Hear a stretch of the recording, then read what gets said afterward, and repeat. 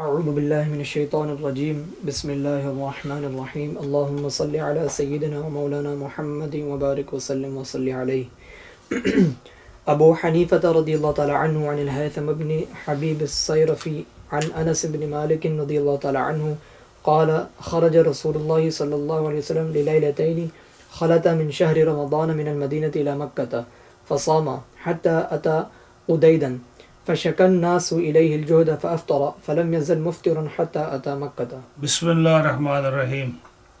حدیث نمبر 215. امام صاحب رحمۃ اللہ علیہ حضرت ہیثم بن حبیب سے صرفی سے روایت کرتے ہیں اور وہ حضرت انس بن مالک سے روایت کرتے ہیں رضی اللہ تعالیٰ عنہ. کہتے ہیں کہ نکلے رسول اللہ صلی اللہ علیہ وسلم للیلتین خلطا من شہر رمضان. 2 راتیں ابھی گزری تھی رمضان کی کہ آپ مدینہ پاک سے نکلے مکہ شریف کی طرف. فصاما آپ نے روزہ رکھا یہاں تک کہ آپ مقام قدید پر آئے. تو گرمی کا موسم ہوگا یا ویسے بھی سفر میں جو ہے لوگوں کو بھوک پیاس لگتی ہوگی، تو لوگوں نے شکایت کی آپ کی طرف کہ بڑی مشکل ہے، جہد تکلیف ہے، روزے کی حالت میں چلنا مشکل ہے، تو پیاس لگ رہی ہے. فافطر، پھر آپ نے روزہ افطار کر دیا. فلم یزل مفطرن، اور آپ پھر پورا رمضان جو ہے جتنے بھی رمضان کے روزے آئے آلویز آپ افطار کی حالت میں رہے یہاں تک کہ آپ مکہ مکرمہ میں آئے. اب یہاں سے جو ہے نا امام صاحب ایک مسئلہ اور بیان کرنا چاہتے ہیں کہ روزے کی حالت سفر کی حالت میں روزہ رکھنا کیسا ہے. تو احناف کے نزدیک جو ہے وہ یہ ہے کہ یہ پھر ڈپینڈ کرتا ہے کہ آدمی کی سچویشن کیسی ہے. اگر تو آدمی افورڈ کر سکتا ہے روزہ رکھنا سفر میں کہ اس کو پیاس بھوک جو ہے وہ برداشت کر سکتا ہے اور اس کو اتنی ہمت طاقت ہے کہ وہ جو ہے بغیر کسی تکلیف کے پورا دن جو ہے برداشت کر سکتا ہے، تو اس کے لیے روزہ رکھنا بہت کار ثواب ہے. اور اگر کوئی آدمی سفر کی حالت میں روزہ نہیں رکھ سکتا، بیمار ہے، کمزور ہے، کام بہت ہوتا ہے،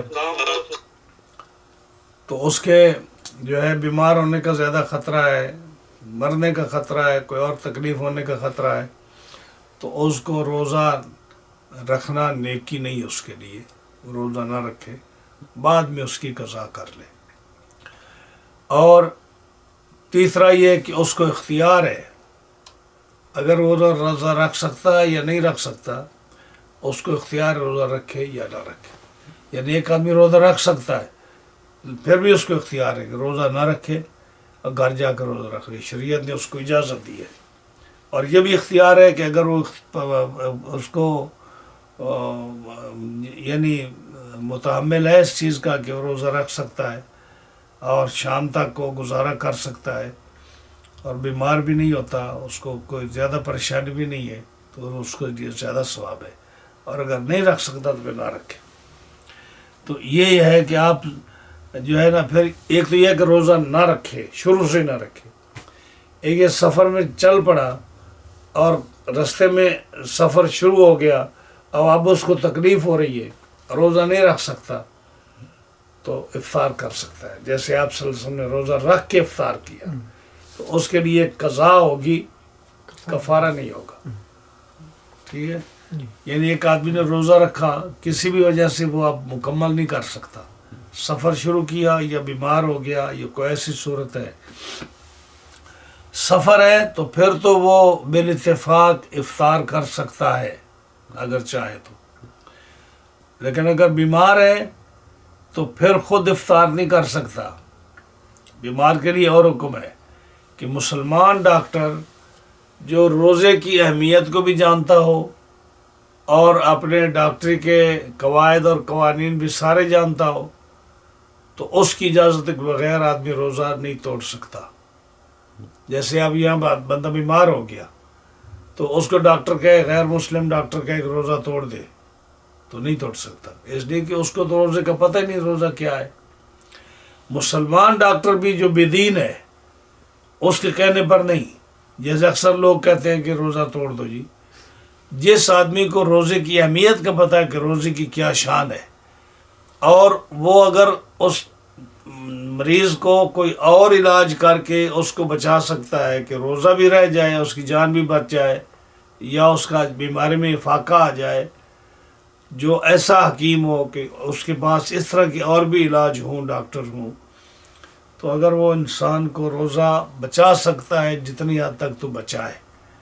اور اگر ناگزیر حالت ایسی حالت ہے کہ جس میں روزہ توڑنا پڑتا ہے اور ڈاکٹر بھی سمجھدار ہے، روزے کا بھی پتہ ہے، اہمیت کا بھی پتہ ہے، تو پھر وہ اگر کہے تو پھر روزہ توڑا سکتا ہے. ایسے نہیں کہ اس کو اگر اور بھی، جیسے ایک آدمی کو پیاس لگی ہے، شوگر ہے اس کو، یہ کوئی ایسی مسئلہ ہے، تو ایک تو یہ کہ فوراً جی توڑ دو، یہ روزہ کوئی حرج نہیں. اسلام نے اجازت دی، اسلام نے ایسی اجازت نہیں دی. اگر وہ اس کو اے سی کے کمرے میں لٹا کر اس کو بچا سکتا ہے، اگر اس کو وہ پنکھا لگا کر اس کو کر سکتا ہے، اگر وہ اس کو کوئی اور طریقہ ڈاکٹری کا ہے جس میں روزہ نہ توڑے اور اس کو وہ شام تک اس کو چلا سکتا ہے، ہاں جی، میڈیکل کے لحاظ سے کسی بھی دوائی کے حساب سے یا کسی اس کو مساج کے حساب سے یا اینی کوئی ریزن جو ہے، تو اس لیے کہا گیا کہ مسلمان ڈاکٹر جس کو روزے کی اہمیت کا بھی پتہ ہو، علاج بھی جانتا ہو، وہ اگر اجازت دے تو پھر روزہ توڑ سکتا ہے آدمی. اور اگر وہ ڈاکٹر جو ہے وہ بے دین قسم کا مسلمان ہے اور اگر اس کو اہمیت ہی روزے کا نہیں پتہ تو ذمہ وار وہ ہوگا اس کا، اور اس کو بھی اس کے کہنے پر اس کے پاس جانا بھی نہیں چاہیے ایسے آدمی کے پاس کہ جس کو روزے کی اہمیت نہیں ہے، کیونکہ روزہ ایک بڑی عظیم عبادت ہے. ہاں جی، لیکن سفر میں وہ توڑ سکتا ہے، سفر میں تو اجازت ہے، اگر اس کو مشکل آ رہی ہے توڑ سکتا ہے. عام حالت میں وہ ڈاکٹر کے کہنے پر، عام ڈاکٹر کے کہنے پر نہیں توڑ سکتا. مسلمان ڈاکٹر جو نیک ہو، جس کو روزے کی اہمیت کا بھی علم ہو، علاج بھی جانتا ہو سکتا ہے وہ کوئی اور قسم کا علاج کر کے اس کا روزہ بچا لے. جی، یہ اگر کوئی سفر میں روزہ رکھتا ہے اور پھر وہ مقیم ہوتا ہے اور پھر کسی وجہ سے توڑتا ہے تو بھی کفارہ دینا ہوگا، یا اگر مقیم ہو جاتا ہے تو توڑتا ہے تو پھر تو اس کو کفارہ دینا پڑے گا، ٹھیک کیونکہ مقیم نہیں توڑ سکتا. ٹھیک جب روزہ رکھ کے وہ مقیم ہو گیا تو اب کیوں توڑے گا؟ اب تو کوئی بہانہ ہوگا تو تب بھی توڑے گا. ٹھیک. بیمار ہو جائے یا کوئی ایسی صورت ہو، مقیم تو نہیں توڑ سکتا. ابو حنیفة رضی اللہ تعالی عنہ عن مسلم عن انس رضی اللہ تعالی عنہ قال سافر النبي صلی اللہ علیہ وسلم في رمضان يريد مكة فصام وصام الناس معه وفي رواية خرج من المدينة إلى مكة في رمضان فصام حتى انتهى إلى بعد الطريق فشكى الناس إليه الجهد فأفطر فلم يزل مفطرا حتى أتى مكة. وفي رواية قال سافر رسول الله صلى الله عليه وسلم في رمضان يريد مكة فصام وصام المسلمون حتى إذا كان ببعض الطريق شكى بعض المسلمين الجهد فدعا بماء فأفطر وأفطر المسلمون.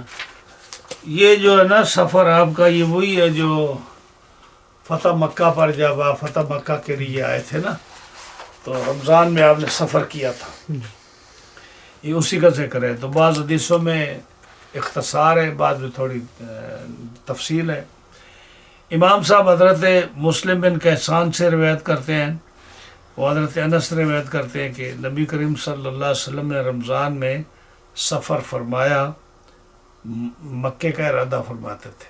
یہ فتح مکہ کے لیے جب اتنے صحابہ کے ساتھ آپ چلے تو آپ نے روزہ رکھا، لوگوں نے بھی آپ کے ساتھ روزہ رکھا. اور ایک روایت میں ہے کہ آپ مدینہ پاک سے نکلے مکہ مکرمہ کی طرف رمضان میں، فسامہ روزہ رکھا اور پھر چل پڑے حتیٰ انتہا الی بعض الطریق، جب آپ پہنچے بعض مقام پر، جس کا اوپر ذکر ہے کہ قدید مقام پر پہنچے، جب وہاں پہنچے تو لوگوں نے شکایت کی کہ تکلیف ہو رہی ہے، کہ روزہ لگ رہا ہے، پیاس لگ رہی ہے، بھوک لگ رہی ہے، سفر کی وجہ سے تکلیف ہو رہی ہے۔ تو نبی کریم صلی اللہ علیہ وسلم نے روزہ افطار فرمایا، فلم یزل مفطرن، اور آلویز آپ افطار کی حالت میں رہے، یعنی پھر روزہ نہیں رکھا، اگلے دن روزہ نہیں رکھا، اس کے اگلے دن روزہ نہیں رکھا، افطار کی حالت میں رہے، یہاں تک کہ آپ مکہ مکرمہ پہنچ گئے، یعنی وہ پورے دن جتنے بھی آپ سفر میں رہے آپ نے روزہ نہیں رکھا۔ ایک روایت یہ ہے کہ نبی کریم صلی اللہ علیہ وسلم نے سفر فرمایا، رمضان میں مکے کا ارادہ کرتے تھے، جا رہے تھے، روزہ رکھا، مسلمانوں نے بھی روزہ رکھا، یہاں تک کہ جب بعض ایک مقام پر پہنچے، وہ قدید ہی ہے جہاں پہنچے، تو بعض مسلمانوں نے شکایت کی، تکلیف کی کہ پیاس لگ رہی ہے، بھوک لگ رہی ہے، تکلیف ہو رہی ہے۔ فدعا بماء، ہم نے پانی منگایا، روزہ افطار فرمایا، اور مسلمانوں نے بھی آپ کے ساتھ روزہ افطار کیا۔ یہاں تو آیا نا کہ پانی منگایا، ایک مقام پر آتا ہے کہ دودھ منگایا آپ نے اور آپ نے روزہ افطار کیا۔ ہاں جی، ہم نے افطار فرمایا، مسلمانوں نے روزہ افطار کیا آپ کے ساتھ۔ ابو حنیفہ رضی اللہ تعالی عنہ عن عدی بن ثابت عن ابی حازم آپ ایک سیکنڈ، یہ جو ہے نا، یہ پچھلے دن جو ہے حضرت ابن عبداللہ بن عباس سے روایت ہے کہ آپ رمضان میں نکلے، آپ مقام قدید پر آئے، وہاں آپ نے ایک پیالہ دودھ کا منگایا، اور شہر میں آپ نے دودھ پیا، آپ نے بھی، تو وہاں پانی کا ذکر ہے، تو ظاہر ہے کہ پانی، دودھ منگایا ہوگا، غالباً پھر پانی منگایا ہوگا، دودھ کے اندر پانی ملایا، لسی بنائی، تو پانی بھی، پانی کی جہاں جس نے پانی دیکھا اس نے پانی منگا ذکر کر دیا، جس نے دودھ دیکھا دودھ کا ذکر کر دیا۔ ہاں جی، تو لسی بناتے ہیں نا دودھ میں پانی ملا کر، تو حضرت عبداللہ بن عباس کی روایت میں آتا ہے کہ دودھ منگایا، پیالہ دودھ کا، اور اس میں آتا ہے کہ پانی منگایا آپ نے۔ ہاں جی، تو پانی بھی منگایا ہوگا کہ کوئی پانی لے کے آیا، کوئی دودھ لے کے آیا، اس کو لسی بنائی آپ نے پی لیا ہوگا، تو آپ نے 12 روزہ افطار فرمایا۔ جی، ابو حنیفہ رضی اللہ تعالی عنہ عن عدی بن ثابت عن ابی حازم عن ابی الشعثاء عن ابی ہریرہ رضی اللہ تعالی عنہ ان النبی صلی اللہ علیہ وسلم نہا عن صوم الوصال و صوم الصمت۔ یہاں سے ایک اور امام صاحب ایک نیا مسئلہ بیان فرمانا چاہتے ہیں۔ بعض لوگ روزہ رکھتے ہیں چپ کا روزہ، میں نے بھی دیکھا، ایک بزرگ تھے، وہ ہمارے گھروں میں آیا کرتے تھے،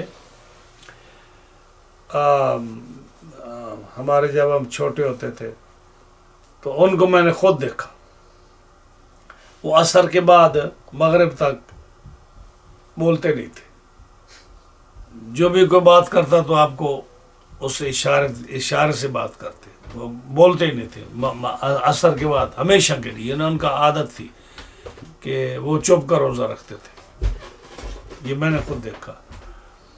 اور دوسرا جو ہے نا روزہ صوم وصال، صوم وصال نبی کریم صلی اللہ علیہ وسلم جب روزہ رکھتے تو شام کو افطار نہیں کرتے تھے، مطلب کہ پھر لگاتار شام کو بھی نہیں کھانا، پھر اگلے دن کو بھی نہیں کھانا، پھر اگلی رات کو بھی نہیں کھانا، پھر اگلے دن کو بھی نہیں کھانا۔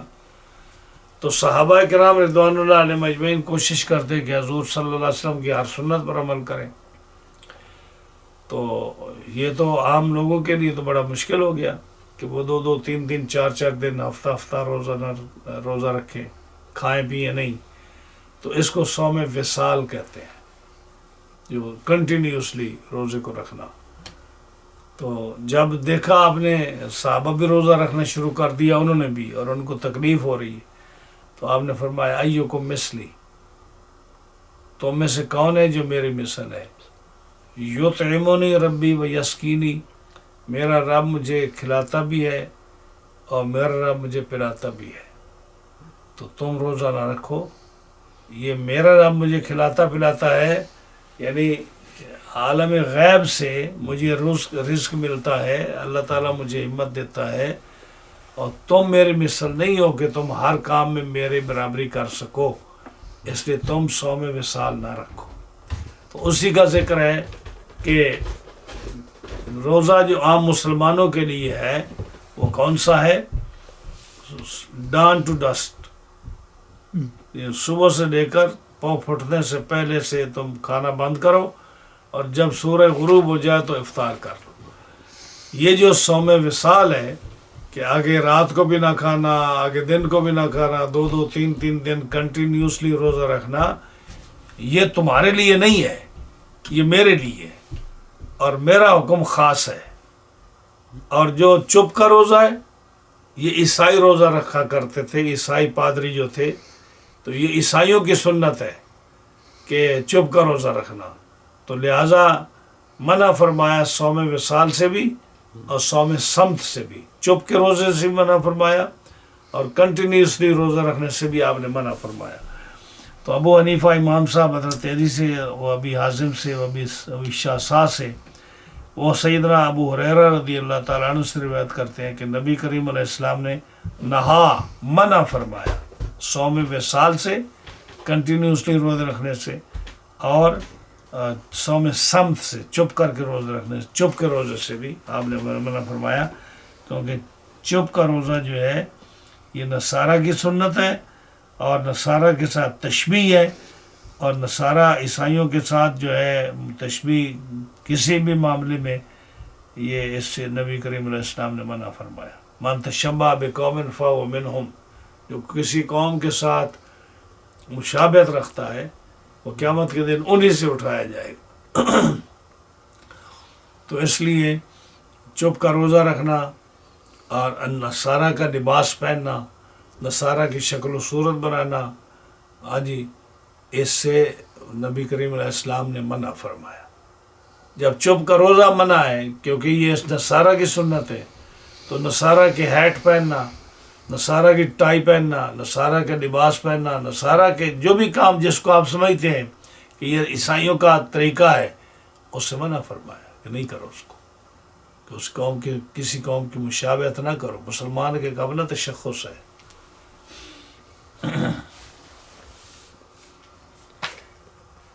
ابو حنیفہ رضی اللہ تعالی عنہ عن شیبان عن یحییٰ عن المہاجری عن ابی ہریرہ رضی اللہ تعالی عنہ قال نہا رسول اللہ صلی اللہ علیہ وسلم عن صوم الصمت و صوم الوصال۔ امام صاحب رحمۃ اللہ علیہ حضرت شیبان سے، وہ حضرت یحییٰ سے، وہ حضرت مہاجر بن اکرمہ سے، وہ حضرت ابو ہریرہ رضی اللہ تعالیٰ سے روایت کرتے ہیں نبی کریم علیہ السلام نے منع فرمایا صوم صمت سے یا صوم وصال سے، چپ کے روزے سے اور صوم وصال سے۔ صوم وصال تو اس لیے کہ یہ ہر آدمی کی بس کی بات نہیں، یہ صرف رسول اللہ صلی اللہ علیہ وسلم کی خصوصیت ہے۔ کیوں کہ آپ فرماتے ہیں کہ میرا رب مجھے کھلاتا پلاتا ہے۔ آپ بھی تو کہہ سکتے ہیں میرا رب مجھے کھلاتا پلاتا ہے، روزی تو رب ہی دیتا ہے نا، ہاں جی، تو پھر کیا وجہ ہے کہ آپ کے اور ان میں فرق ہے؟ فرق یہ کہ وہ اللہ تعالیٰ کے رسول صلی اللہ علیہ وسلم جو ہے نا، ان کی روزی اور ہے، ہماری روزی اور ہے۔ ہم کھانے پینے کے بغیر جو ہے نا نہیں زندہ رہ سکتے، گزارا نہیں کر سکتے، ہاں جی۔ آپ کی جو روزی ہے وہ ہمیں نہیں پتہ کہ آپ کا جو ہے کیا سچویشن ہے اللہ کے نزدیک، اس لیے فرمایا ایکم مثلی، تم میں سے کون ہے جو میری مثال ہے، میرا رب مجھے کھلاتا پلاتا ہے، یعنی میں اس کھانے پینے کا محتاج نہیں ہوں۔ جیسے رات کو پچھلے جمعے میں ایک آدمی مجھ سے سوال کر رہا تھا نبی کریم علیہ السلام کے وصال کے بارے میں، موت کے بارے میں، کہ آپ موت ہے، آپ فوت ہو چکے ہیں، یہ زندہ ہیں، ہاں جی، آپ کو موت کیوں آئی؟ ہاں جی، تو میں نے ان کو کہا کہ دیکھیں اللہ تعالیٰ کی مخلوق جو ہے یہ ساری اللہ کی مخلوق ہے، موت بھی اللہ کی مخلوق ہے، حیات بھی اللہ کی مخلوق ہے۔ خلق الموت والحیات لیبلوکم ایکم احسن عملا، سورہ ملک میں ہے کہ اللہ نے موت کو بھی پیدا کیا اور زندگی کو بھی پیدا کیا۔ اب یہ جتنے بھی مخلوق ہے یہ سب کو موت بھی ہے، حیات بھی ہے، موت بھی ان کے لیے، اور رسول اللہ صلی اللہ علیہ وسلم سب سے پہلی مخلوق ہے۔ ابھی موت اور حیات پیدا بھی نہیں ہوئی کہ رسول اللہ صلی اللہ علیہ وسلم پیدا ہوئے۔ یعنی اگر آپ پوچھا جائے، حدیث سے دیکھا جائے، جیسے حضرت جابر نے پوچھا یا رسول اللہ صلی اللہ علیہ وسلم سب سے پہلے اللہ نے کس چیز کو پیدا کیا؟ تو آپ نے کیا فرمایا کہ سب سے پہلے اے جابر اللہ تعالیٰ نے تیرے نبی کے نور کو پیدا فرمایا. نور کو پیدا فرمایا. میں آسان لفظوں میں بتاؤں کہ رب تعالیٰ نے سب سے پہلے حقیقت محمدیہ کو پیدا فرمایا. سب سے پہلے حقیقت محمدیہ کو پیدا فرمایا. اور حقیقت محمدیہ سب سے پہلی مخلوق ہے. ابھی قرآن کی اس آیت سے ثابت ہے سورۃ ملک سے کہ موت بھی مخلوق ہے، حیات بھی مخلوق ہے. اور جب نبی کریم علیہ السلام کی ذات مبارکہ سب سے پہلی مخلوق ہے اور موت حیات ابھی پیدا بھی نہیں ہوئی کہ آپ پیدا ہوئے، تو آپ کے پاس وہ کون سی حیات تھی جبکہ ابھی یہ حیات پیدا بھی نہیں ہوئی، اور ابھی موت پیدا بھی نہیں ہوئی اور اس سے پہلے آپ موجود ہیں. تو اس کا مطلب یہ ہے کہ موت اور حیات جو ہے اس کا حکم جو لاگو ہوتا ہے تو باقی چیزوں پر ہوتا ہے، باقی لوگوں پر ہوتا ہے، باقی مخلوق پر ہوتا ہے. جو ذات موت و حیات سے پہلے پیدا ہو چکی ہے اس پر آپ کیسے موت و حیات کا اطلاق کر سکتے؟ تو چونکہ اللہ تعالیٰ نے آپ کو ایک تو یہ کہ آپ آدم سے بھی پہلے پیدا ہوئے، ہاں جی، کیونکہ آدم جیسے کہا کہ آدم نے کہا کہ آپ حقیقت میں میرے باپ ہیں اور میری شاخ ہے، میری اولاد بھی ہیں، میری اصل بھی ہیں آپ.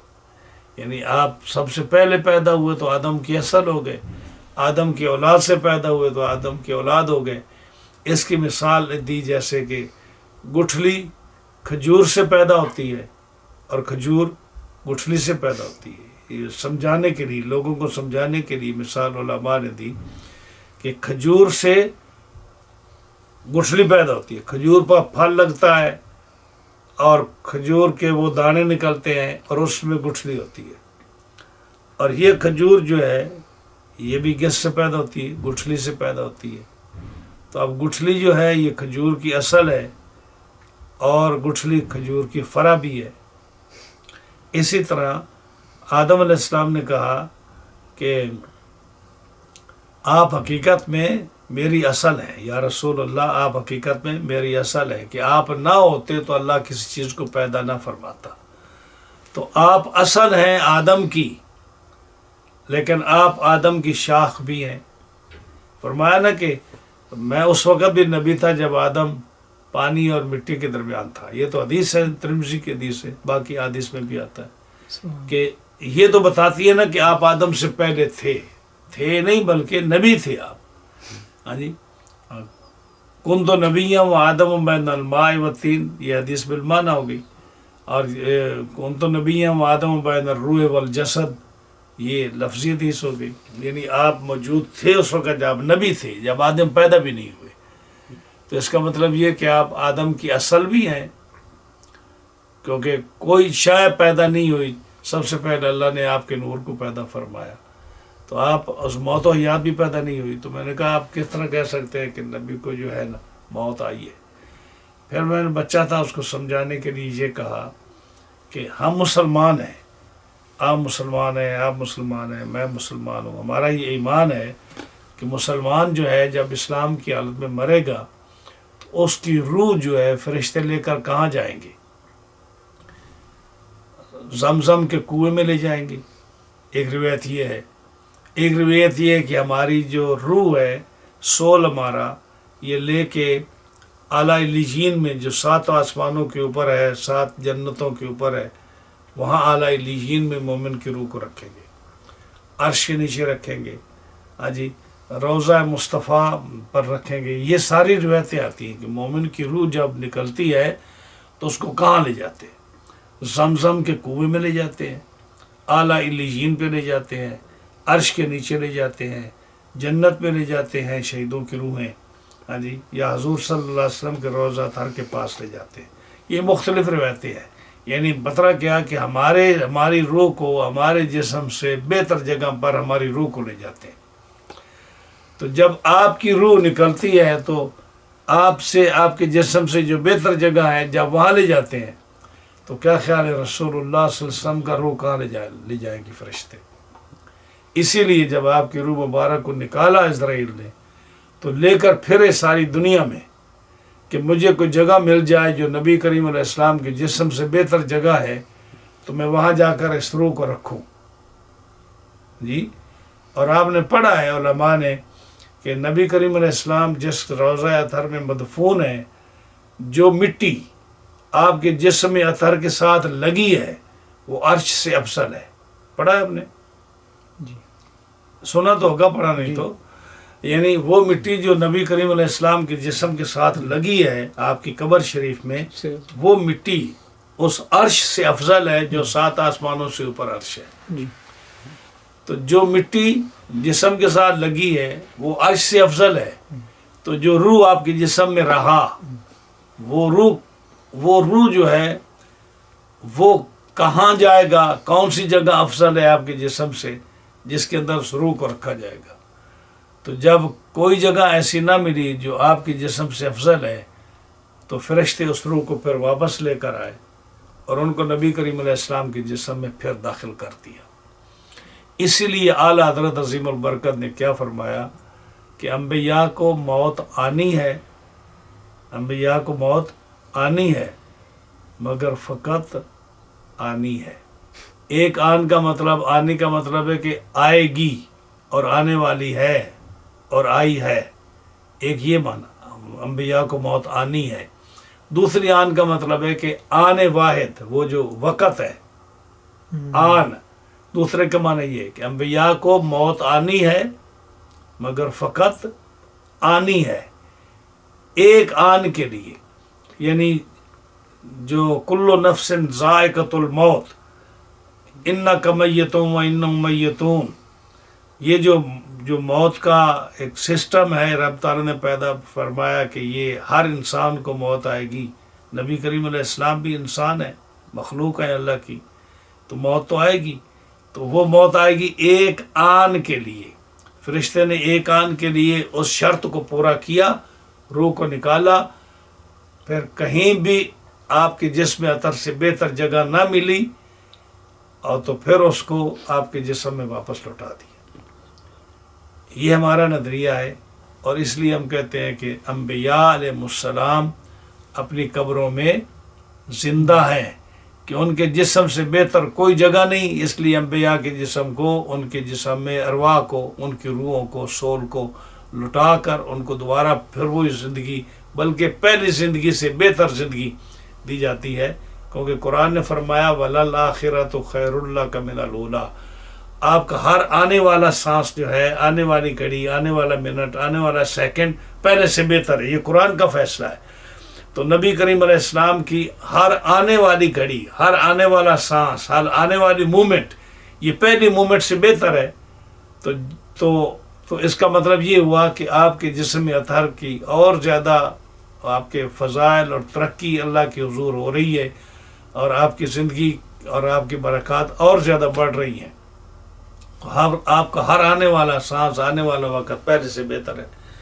اور اسی لیے انبیاء علیہ السلام کی بیویاں آگے نکاح نہیں کر سکتی، کیونکہ نکاح ہوتا ہے جب کوئی آدمی مر جاتا ہے تو اس کی بیوی کا، اور انبیاء زندہ ہیں اس لیے ان کی ازواج مطہرات آگے نکاح نہیں کر سکتی. وراثت تقسیم ہوتی ہے میت کی، اور آپ کی وراثت تقسیم نہیں ہوئی. ہاں جی، کیونکہ آپ جو ہے آپ کی وراثت مال اور یہ دنیا ہے ہی نہیں.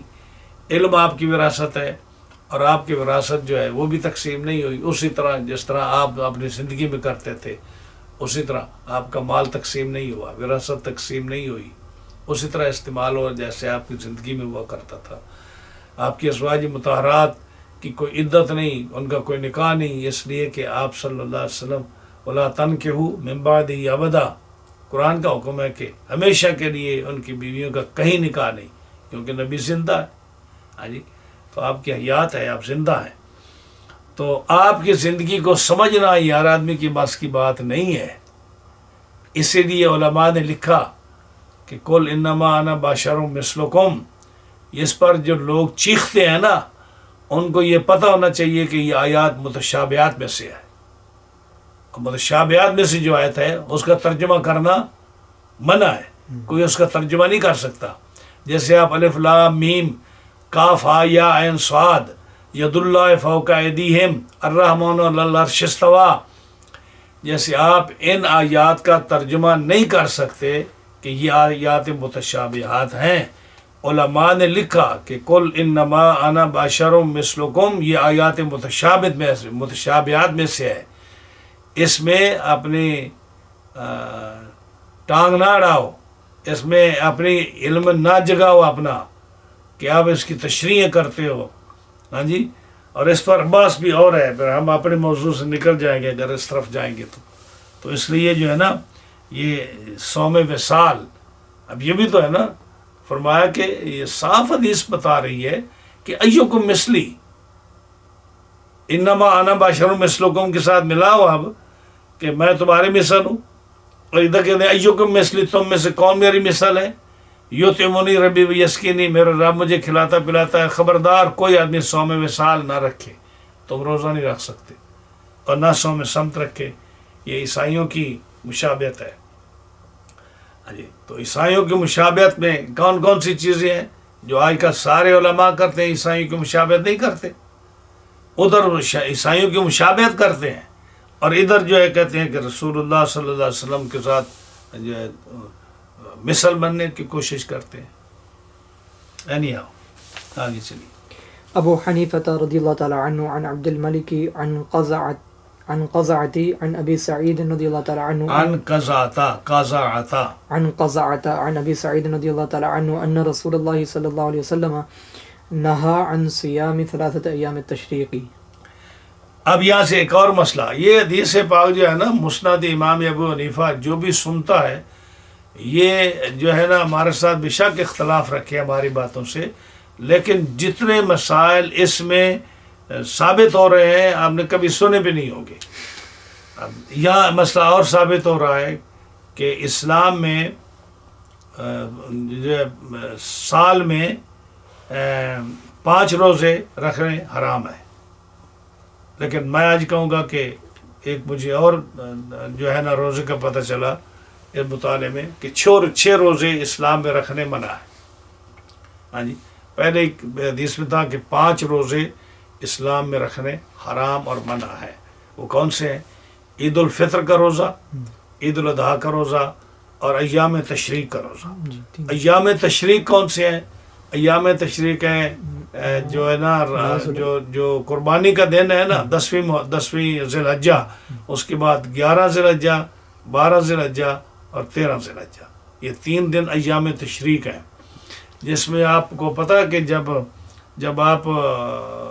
جب قربانی کے دن آتے ہیں تو جماعت جس نے قربانی کرنی ہو وہ ہر جماعت کے ساتھ جب سلام پھیرتا ہے تو تکبیر بلند آواز سے پڑھتا ہے، اللہ اکبر اللہ اکبر لا الہ الا اللہ واللہ اکبر اللہ اکبر. کیا پڑھتا ہے؟ تکبیر پڑھتے ہیں نا، یا میں تشریق کی تکبیریں نہیں پڑھتے؟ جی. ہاں جی، تو وہ 23 نمازوں میں پڑھتے ہیں. جی 23 نمازیں کون سی ہیں؟ کہ 9 ذی الحجہ، 10 ذی الحجہ، 11 ذی الحجہ، 12 ذی الحجہ، 20 ہو گئی. 5 نمازیں ہر روز کی، اور 13 کو فجر اور ظہر اور عصر کے بعد، بس 23 نمازوں کے بعد. یہ 23 نماز یاد رکھیں، 23 نمازوں میں ایام تشریق میں تکبیر پڑھی جاتی ہے. 9 ذی الحجہ، 10 ذی الحجہ، 11، 12، 20 ہو گئی نمازیں، 5 نمازیں ہر دن کی، اور 13 کی جو ہے نا فجر، ظہر اور عصر. یہ وہی ہے کہ جب آپ حج پر جاتے ہیں تو ایام جب آپ حج کرتے ہیں، حج کے دن آپ ہوتے ہیں عرفات میں، اور قربانی کے دن آپ ہوتے ہیں مزدلفہ سے آتے ہیں آپ مینا میں. آپ کو تجربہ نہیں ہے نا چونکہ اس حج کے موسم کا، اس لیے آپ کو اس کا پتہ نہیں ہے، لیکن جو حاجی گئے ہیں میں ان کے لیے بات کر رہا ہوں، جو سنیں گے ان کو پتہ چلے گا.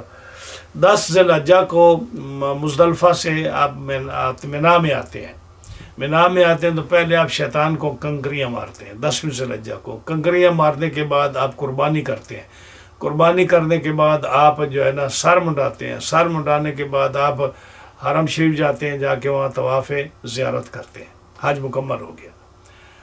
مکمل کرنے کے بعد آپ 10ویں ذی الحجہ کو طواف زیارت کرنے کے بعد آپ واپس مینا میں آتے ہیں. تو مینا میں آپ کو 2 دن لازمی رہنا پڑتا ہے. کون سا دن؟ 11 کا دن، 11 ذی الحجہ کا، اور 12 کا دن. وَاذْكُرُوا اللَّهَ فِي أَيَّامٍ مَّعْدُودَاتٍ وَاذْكُرُوا اللَّهَ فِي أَيَّامٍ مَّعْدُودَاتٍ فَمَن تَعَجَّلَ فِي يَوْمَيْنِ فَلَا إِثْمَ عَلَيْهِ. جو آدمی 2 دن رہے 11 ذی الحجہ اور 12 ذی الحجہ اور پھر وہ چلا جائے مینا چھوڑ کر، جیسے ہم لوگ جلدی بھاگنے کی کرتے ہیں کہ واپس جانا ہے، تو ہم 2 دن رہتے ہیں. تو من تعجل فی یومین، جو 2 آدمی رہے 10ویں ذی الحجہ کے بعد 11 اور 12 کو مینا میں رہے، تو عصر سے مغرب سے پہلے فمن تعجل فی یومین فمن تعجل فی یومین فلا اثم علیہ. جو 2 دن رہ کر جلدی دوڑ جائے، ہاں جی، اس کو کوئی گناہ نہیں ہے، مغرب نہ ہونے دے وہاں. اب من تاخر، اور جو آدمی رہ جائے یعنی ان کی مغرب وہاں ہو جائے، سورج غروب ہو جائے، تو پھر وہ کیا کرے؟ وہ نہیں جا سکتا، وہ 1 دن اور رہے 13 ذی الحجہ کو. تو 13 ذی الحجہ کو جو ہے عصر تک 23 نمازیں مکمل ہو جاتی ہیں، اور پھر عصر کے بعد وہ پھر چلا جائے. اب وہ دیر بھی ہو جائے تو کوئی حرج نہیں، لیکن اگر 12 کو دیر ہو جائے تو 13 دن رہنا پڑتا ہے. یہ مسئلہ بھی یاد رکھیں آپ، مینا میں ٹھہرنا پڑتا ہے. تو یہ جو ہے نا ایام تشریق ہیں. تو اب ایام تشریق کے 3 دن روزہ رکھنا منع ہے، یعنی 4 دن یہ ہو گیا نا، قربانی والا دن، اس کے بعد 11 کا دن، 12 کا دن اور 13 کا دن. یہ ایام تشریق 3، اور چوتھا جو ہے قربانی کا دن. یہ 4 دن یہ روزہ رکھنا حرام ہے، اور 1 عید الفطر کا روزہ رکھنا حرام ہے. یہ 5 روزے رکھنا حرام ہے. کوئی منت بنے پھر بھی، کوئی جو مرضی ہو جائے، یہ روزے رکھنے یہ حرام ہے 5 دن. اور چھٹا دن کون سا ہے؟ جو اگلی حدیث میں آ رہا ہے، یوم شک والے دن. جو بہت بڑے صوفی ہیں نا، وہ کہتے ہیں کہ جی رمضان کو آج روزہ رکھ لو. ادھر اعلان ہوا بھائی فلاں جگہ چاند نظر آ گیا، چاند نظر آیا یا نہیں آیا، یہ جو ہے نا نیک عورتیں اور نیک مرد یہ اس دن روزہ رکھ لیتے ہیں. اس دن روزہ رکھنا منع ہے، حرام ہے. یہ چھٹا دن وہ ہے جس دن روزہ رکھنا حرام ہے. یعنی بہت سارے ہو گئے نا. اصل میں تو ان کی نیت یہ تھی ہے، میں ان کی نیت پر شک نہیں کرتا، مجھے پتہ ہے، میں جانتا ہوں یہ اتنے اچھے نیک لوگ ہوتے ہیں، کہتے ہیں کہ رمضان کا روزہ رہ نہ جائے. نیت تو یہی ہوتی ہے نا، رمضان کا روزہ رہ نہ جائے. تو وہ شک کیا کہتے ہیں کہ اگر رمضان ہوا تو روزہ رمضان کا ہو جائے گا، اگر رمضان نہیں ہو تو نفلی ہو جائے گا. یہ نیت اچھی ہے، لیکن آج ہم مسئلہ ان کو بیان کرتے ہیں حدیث کی روح سے کہ روزہ رکھنا چاہیے یا نہیں رکھنا چاہیے.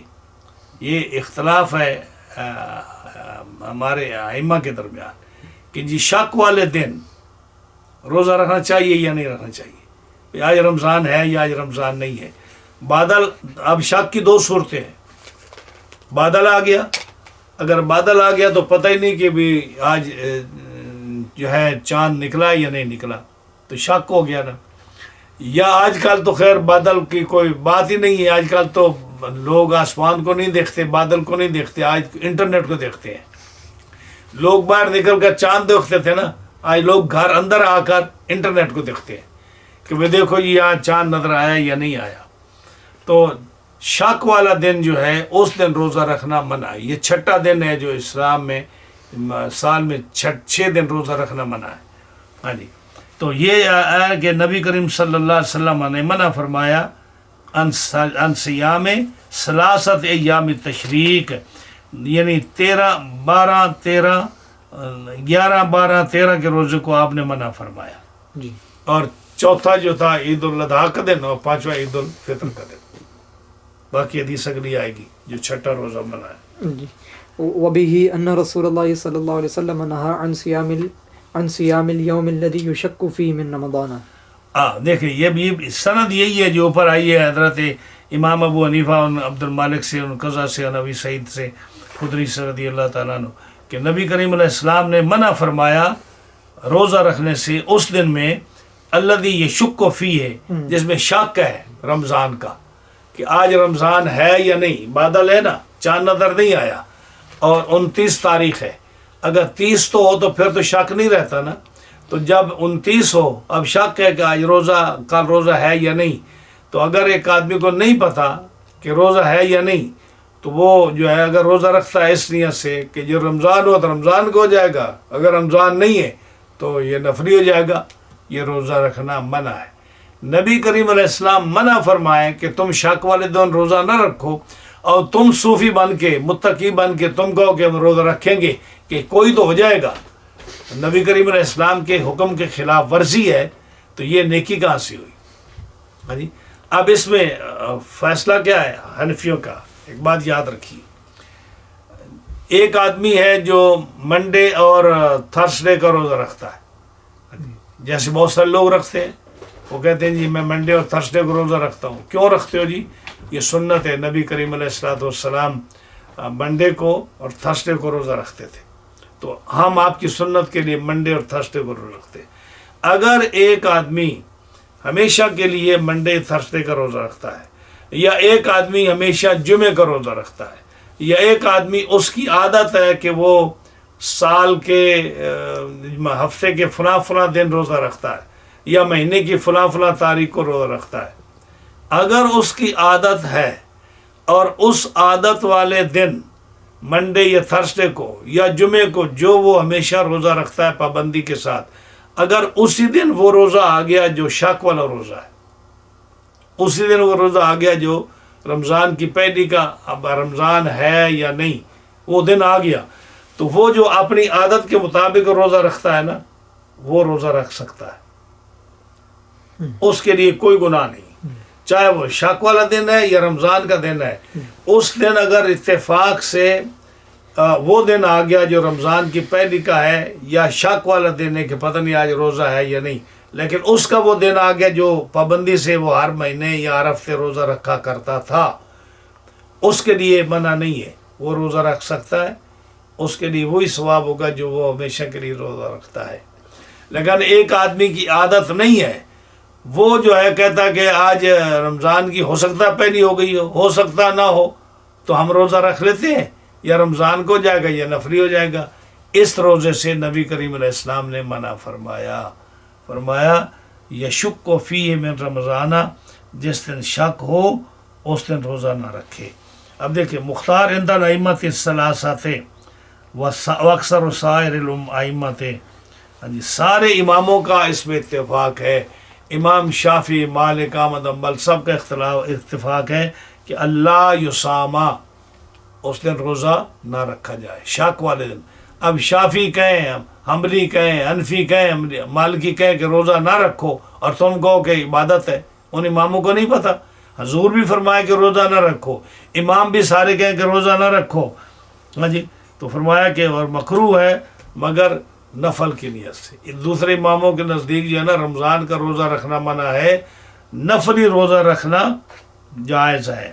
اچھا، فیستحب عندنا، ہاں جی، اب ہمارے نزدیک، حنفیوں کے نزدیک کیا دیکھیں، فیستحب عندنا لمن وافق یومہ الذی یعتاد فیہ الصوم، فرمایا کہ جو آدمی اس دن کے لیے روزہ رکھتا تھا ہمیشہ کے لیے، ہر منڈے کو روزہ رکھتا تھا، یا ہر تھرسڈے کو روزہ رکھتا تھا، یا ہر جمعے کو روزہ رکھتا تھا، اتفاق سے وہی دن آ گیا، تو فرمایا کہ اس کے لیے مستحب ہے کہ وہ روزہ رکھ لے، اس کو ثواب ہوگا۔ اور اگر وہ دن نہیں آیا تو علیحدہ اہتمام کر کے وہ اس دن روزہ نہ رکھے۔ ہاں جی، وَلِلْخَوَاسِ وَيُفْطِرُ غَيْرُهُمْ بَعْدَ نِصْفِ النَّهَارِ، اور اگر کس نے روزہ رکھا ہے اور پتہ چلا کہ آج رمضان کا دن نہیں ہے تو روزہ افطار کر دے، توڑ دے روزے کو مکمل نہ کرے، کیونکہ شک والے دن رکھنا منع ہے۔ اگر امام احمد بن حنبل کے نزدیک، امام احمد بن حنبل فرماتے ہیں، اور ایک جماعت ان کی فرماتی ہے کہ اگر آسمان میں بادل ہو، ہاں جی، اگر آسمان میں بادل ہو تو پھر وہ جو ہے نا اس گمان سے روزہ رکھ سکتا ہے کہ آج رمضان کا روزہ، صرف امام احمد حنبل کے نزدیک ہے کہ روزہ نہ توڑے، باقی لوگوں کے لیے توڑ دیا اس کو۔ جی، ابو حنیفہ رضی اللہ تعالی عنہ عن نافع عن ابن عمر رضی اللہ تعالی عنہ۔ اچھا، یہ دیکھیں ایک اور میں آپ کو حدیث، بساز کی حدیث ہے، امام حضرت ابو ہریرہ سے، فرمایا نبی کریم علیہ السلام نے سال میں 6 روزے منع فرمائے، پہلے تو 5 تھے نا، لیکن یہ حدیث کہتی ہے 6 روزے، یوم الاضحیٰ، یوم الفطر، ایام التشریق 5 ہو گئے، والیوم الذی یشک فیہ من رمضان، وہ دن جس میں شک ہو کہ رمضان ہے یا نہیں، یہ 6 دن سال میں روزہ رکھنا منع ہے۔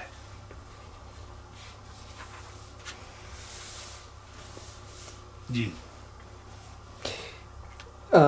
ابو حنیفہ رضی اللہ تعالی عنہ عن نافع عن ابن عمر رضی اللہ تعالی عنہما قال قال عمر بن الخطاب نذرت ان اعتكف في المسجد الحرام في الجاهلية فلما اسلمت سألت رسول الله صلى الله عليه وسلم فقال اوفي بنذرك۔ حضرت عمر فاروق رضی اللہ تعالیٰ عنہ فرماتے ہیں، حضرت عبداللہ بن عمر روایت کرتے ہیں کہ میرے والد گرامی عمر خطاب فرماتے ہیں کہ میں نے نظر مانی جاہلیت میں، جب مسلمان نہیں تھا میں نے نظر مانی کہ میں مسجد حرام میں اعتکاف کروں گا۔ اب جب میں مسلمان ہو گیا تو اب میرا مذہب بدل گیا، پہلے میں کافر تھا تو کافر بھی مسجد حرام کا احترام تو کرتے تھے نا، کہ وہ کعبۃ اللہ کو حضرت ابراہیم علیہ السلام کا کعبہ مانتے تھے، انہوں نے تعمیر کرایا، اپنے آپ کو ابراہیم علیہ السلام کی اولاد سمجھتے تھے، آپ کو سمجھتے تھے کہ ہم جو ہے ابراہیم علیہ السلام کے دین پر ہیں، تو مسجد حرام کا بھی احترام کرتے، اس کی تعمیر بھی کرتے، حاجیوں کو پانی بھی پلاتے، حج بھی کرتے، یعنی کفر کی حالت میں بھی وہ جو ہے نا وہ عبادت کیا کرتے تھے اور سمجھتے تھے کہ یہی ابراہیم علیہ السلام کا دین ہے۔ تو کہتے کہ میں نے نظر مانی کہ میں ابھی مسلمان نہیں ہوا تھا، میں نظر مانی کہ میں مسجد حرام میں اعتکاف بیٹھوں گا۔ اب مسلمان ہو گئے، مسلمان ہوئے تو اب سمجھ آئی کہ دین کیا ہے۔ اب حضور سے پوچھتے یا رسول اللہ صلی اللہ علیہ وسلم، کفر میں نے نیت مان کی تھی کہ میں مسجد حرام میں اعتکاف بیٹھوں گا۔ آپ نے فرمایا نظر کو پوری کر، یعنی اعتکاف بیٹھ۔ کیا مطلب کہ اگر اچھی منت مانی جائے کفر کی حالت میں اور اسلام میں بھی وہ جائز ہو تو اس کو پورا کرنے کا اختیار پورا کرنا چاہیے۔ مثلا ایک آدمی ہے، وہ مسلمان ابھی نہیں ہوا اور وہ کہتا ہے کہ منت مانتا ہے کہ میں 10 مسکینوں کو کھانا کھلاؤں گا، یا وہ منت مانتا ہے کہ میں جو ہے 10 روزے رکھوں گا، یا وہ منت مانتا ہے کہ میں جو ہے کعبۃ اللہ کا طواف کروں گا، ابھی مسلمان نہیں ہوا لیکن منت ایسی مانی ہے جو اسلام میں جائز ہے، تو اسلام لانے کے بعد اس کے لیے وہ منت جو ہے نا وہ پوری کر سکتا ہے۔ یہ نہیں کہ میں مسلمان ہو گیا تو اب پہلے حکم سارے ختم ہو گئے۔ جو اسلام میں کفر میں بھی اس نے جائز مانی اور وہ اسلام میں بھی جائز ہے تو وہ کر سکتا ہے۔ ہاں اگر وہ کہتا ہے کہ میں جو ہے نا 10 گلاس شراب کے پیوں گا، تو اگر وہ اسلام لاتا ہے اب وہ پوچھتا ہے تب اس کے لیے یہ نظر مانی حرام ہے، یعنی گناہ کی نظر مانی اور پورا کرنا وہ حرام ہے۔ اور اگر وہ منت جو ہے وہ اسلام میں جائز ہے تو اسلام قبول کرنے کے بعد وہ منت جو ہے وہ اس کفر کے زمانے کی منت مانی ہوئی، اگر اسلام میں وہ جائز ہے اس کو پورا کرے۔ تو ہم نے فرمایا کہ تم مسجد میں اعتکاف بیٹھو، کیونکہ وہ کفر میں مانی تھی لیکن اسلام میں بھی جائز ہے، تو پورا کرو اس کو۔ کتاب الحج۔ اب حج جو ہے یہ 5واں پلر ہے اسلام کا، پہلے 4 گزر گئے، ایمان کا گزر گیا، نماز کا گزر گیا، زکوٰۃ کا گزر گیا، روزے کا گزر گیا، اب 5واں پلر جو ہے نا اسلام کا حج ہے۔ اب اس کو جو ہے نا بیان فرماتے ہیں امام صاحب رحمۃ اللہ علیہ کہ جو ہمارے نزدیک اور دیگر ائمہ کے نزدیک جو اختلاف ہے حنفیوں، شافیوں، مالکیوں، حنبلیوں میں، ہماری دلیل کیا ہے، ان کی دلیلیں کیا ہیں، تو جس بات میں اختلاف ہوگا نا وہ امام صاحب اپنی دلیل رسول اللہ صلی اللہ علیہ وسلم کی طرف سے جو حدیث ہے وہ بیان کر کے ثابت کرنے کے کہ مذہب حنفی جو ہے وہ حدیث کے مطابق ہے۔ جو لوگ کہتے ہیں کہ مذہب حنفی جو ہے قیاس اور خیال ہے، یہ اپنے قیاس اور خیالوں پر انہوں نے مذہب کی بنیاد رکھی ہے، امام صاحب کہتے ہیں کہ ہماری دیکھیں حدیثیں کتنی سٹرانگ ہیں، جو رسول اللہ صلی اللہ علیہ وسلم کی حدیث سے ہے، قرآن اور حدیث پر ہمارا مذہب ہے، اور ہم دیکھ لو ہم قرآن و حدیث کے بغیر باہر نہیں جاتے، قیاس پر ہم عمل نہیں کرتے۔ قیاس پر ہم اس وقت عمل کرتے ہیں جب قرآن میں اور حدیث میں وہ چیز نہ ملے، تو پھر ہم قیاس پر عمل کرتے ہیں، اور وہ بھی حدیث ہے، وہ بھی حدیث پر عمل ہے، کیونکہ حضرت معاذ سے حضور نے پوچھا بما تقضی یا معاذ، اے معاذ ہم آپ کو یمن کا قاضی بنا کر چیف جسٹس بنا کر بھیج رہے ہیں تو کیسے وہاں فیصلہ کرو گے؟ انہوں نے کہا بکتاب اللہ، میں اللہ کی کتاب میں جو حکم ملے گا اس کے مطابق فیصلہ کریں گے۔ آپ نے فرمایا کہ اگر تو اس میں فعلم تجد، اگر تو اس میں نہ پائے، ہے تو صحیح، ہے تو ہر چیز قرآن میں، لیکن اگر آپ نہ پائیں، اگر آپ کو نہ ملے، اگر آپ کا علم اتنا نہ ہو، فرمایا دین بسنت رسول اللہ صلی اللہ علیہ وسلم، پھر میں حضور کی سنت اب تو میرے سامنے ہے نا، اگر قرآن میں نہ ملے میں حدیث کے مطابق فیصلے کروں گا۔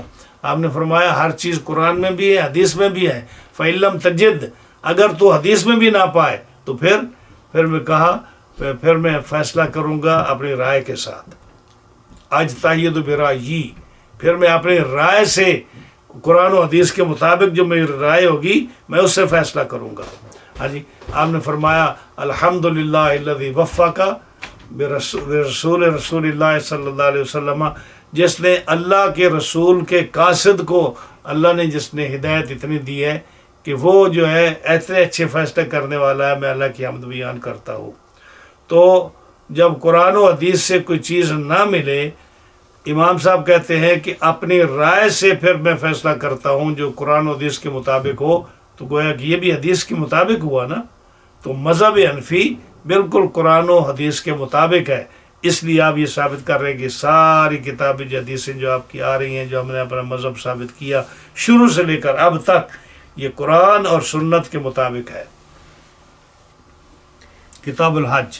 جی بسم اللہ الرحمن الرحیم۔ ابو حنیفہ رضی اللہ تعالی عنہ عن عطیہ عن ابی سعید رضی اللہ تعالی عنہ قال قال رسول اللہ صلی اللہ علیہ وسلم من اراد الحج فلیعجل۔ ہاں جی، امام صاحب رحمۃ اللہ علیہ حضرت عطیہ سے، وہ حضرت ابی سعید سے روایت کرتے ہیں کہ نبی کریم صلی اللہ علیہ وسلم نے فرمایا من اراد الحج، جو آدمی حج کرنے کا ارادہ کرتا ہے، فلیعجل، وہ کیا کرے؟ جلدی کرے۔ وہ کیا کرے؟ جلدی کرے۔ اب یہ حدیث تو بیان ہو گئی، اس کے اندر بڑے مسائل ہیں۔ ہاں جی، جو ارادہ کرے حج کا وہ کیا کرے؟ جلدی کرے۔ اب امام صاحب نے یہ مسند امام صاحب کا ہے نا، یعنی آپ نے حدیثیں جمع کی ہیں، اور آپ کا نظریہ یہ ہے کہ حج جو ہے یہ جلدی فرض نہیں ہوتا، مطلب جلدی نہیں کرنا چاہیے، لیکن حدیث آپ نے بیان کی، یہ نہیں کہ ہم اپنے مطلب کی حدیث جو ہے وہ اس کو پہلے لاتے ہیں، جو اپنے مطلب کی نہ اس کو پہلے نہیں لاتے۔ حدیث تو سرکار کی حدیث ہے، چاہے ہمارا مسلک جو ہے اس کے عمل اس کے دوسری حدیث پر ہو، اس کے خلاف ہو، لیکن حدیث سرکار کی جو ہے نا اس کو امام صاحب نے لایا۔ اب حنفیوں کا مسئلہ کیا ہے؟ جب کوئی بھی چیز فرض ہوتی ہے نا، مثلا حج ہے، جب انسان کی صحت ٹھیک ہے اور وہ جو ہے نا فزیکلی، پولیٹیکلی یا فائنینشلی اگر وہ ٹھیک ہے تو اس پر حج فرض ہے۔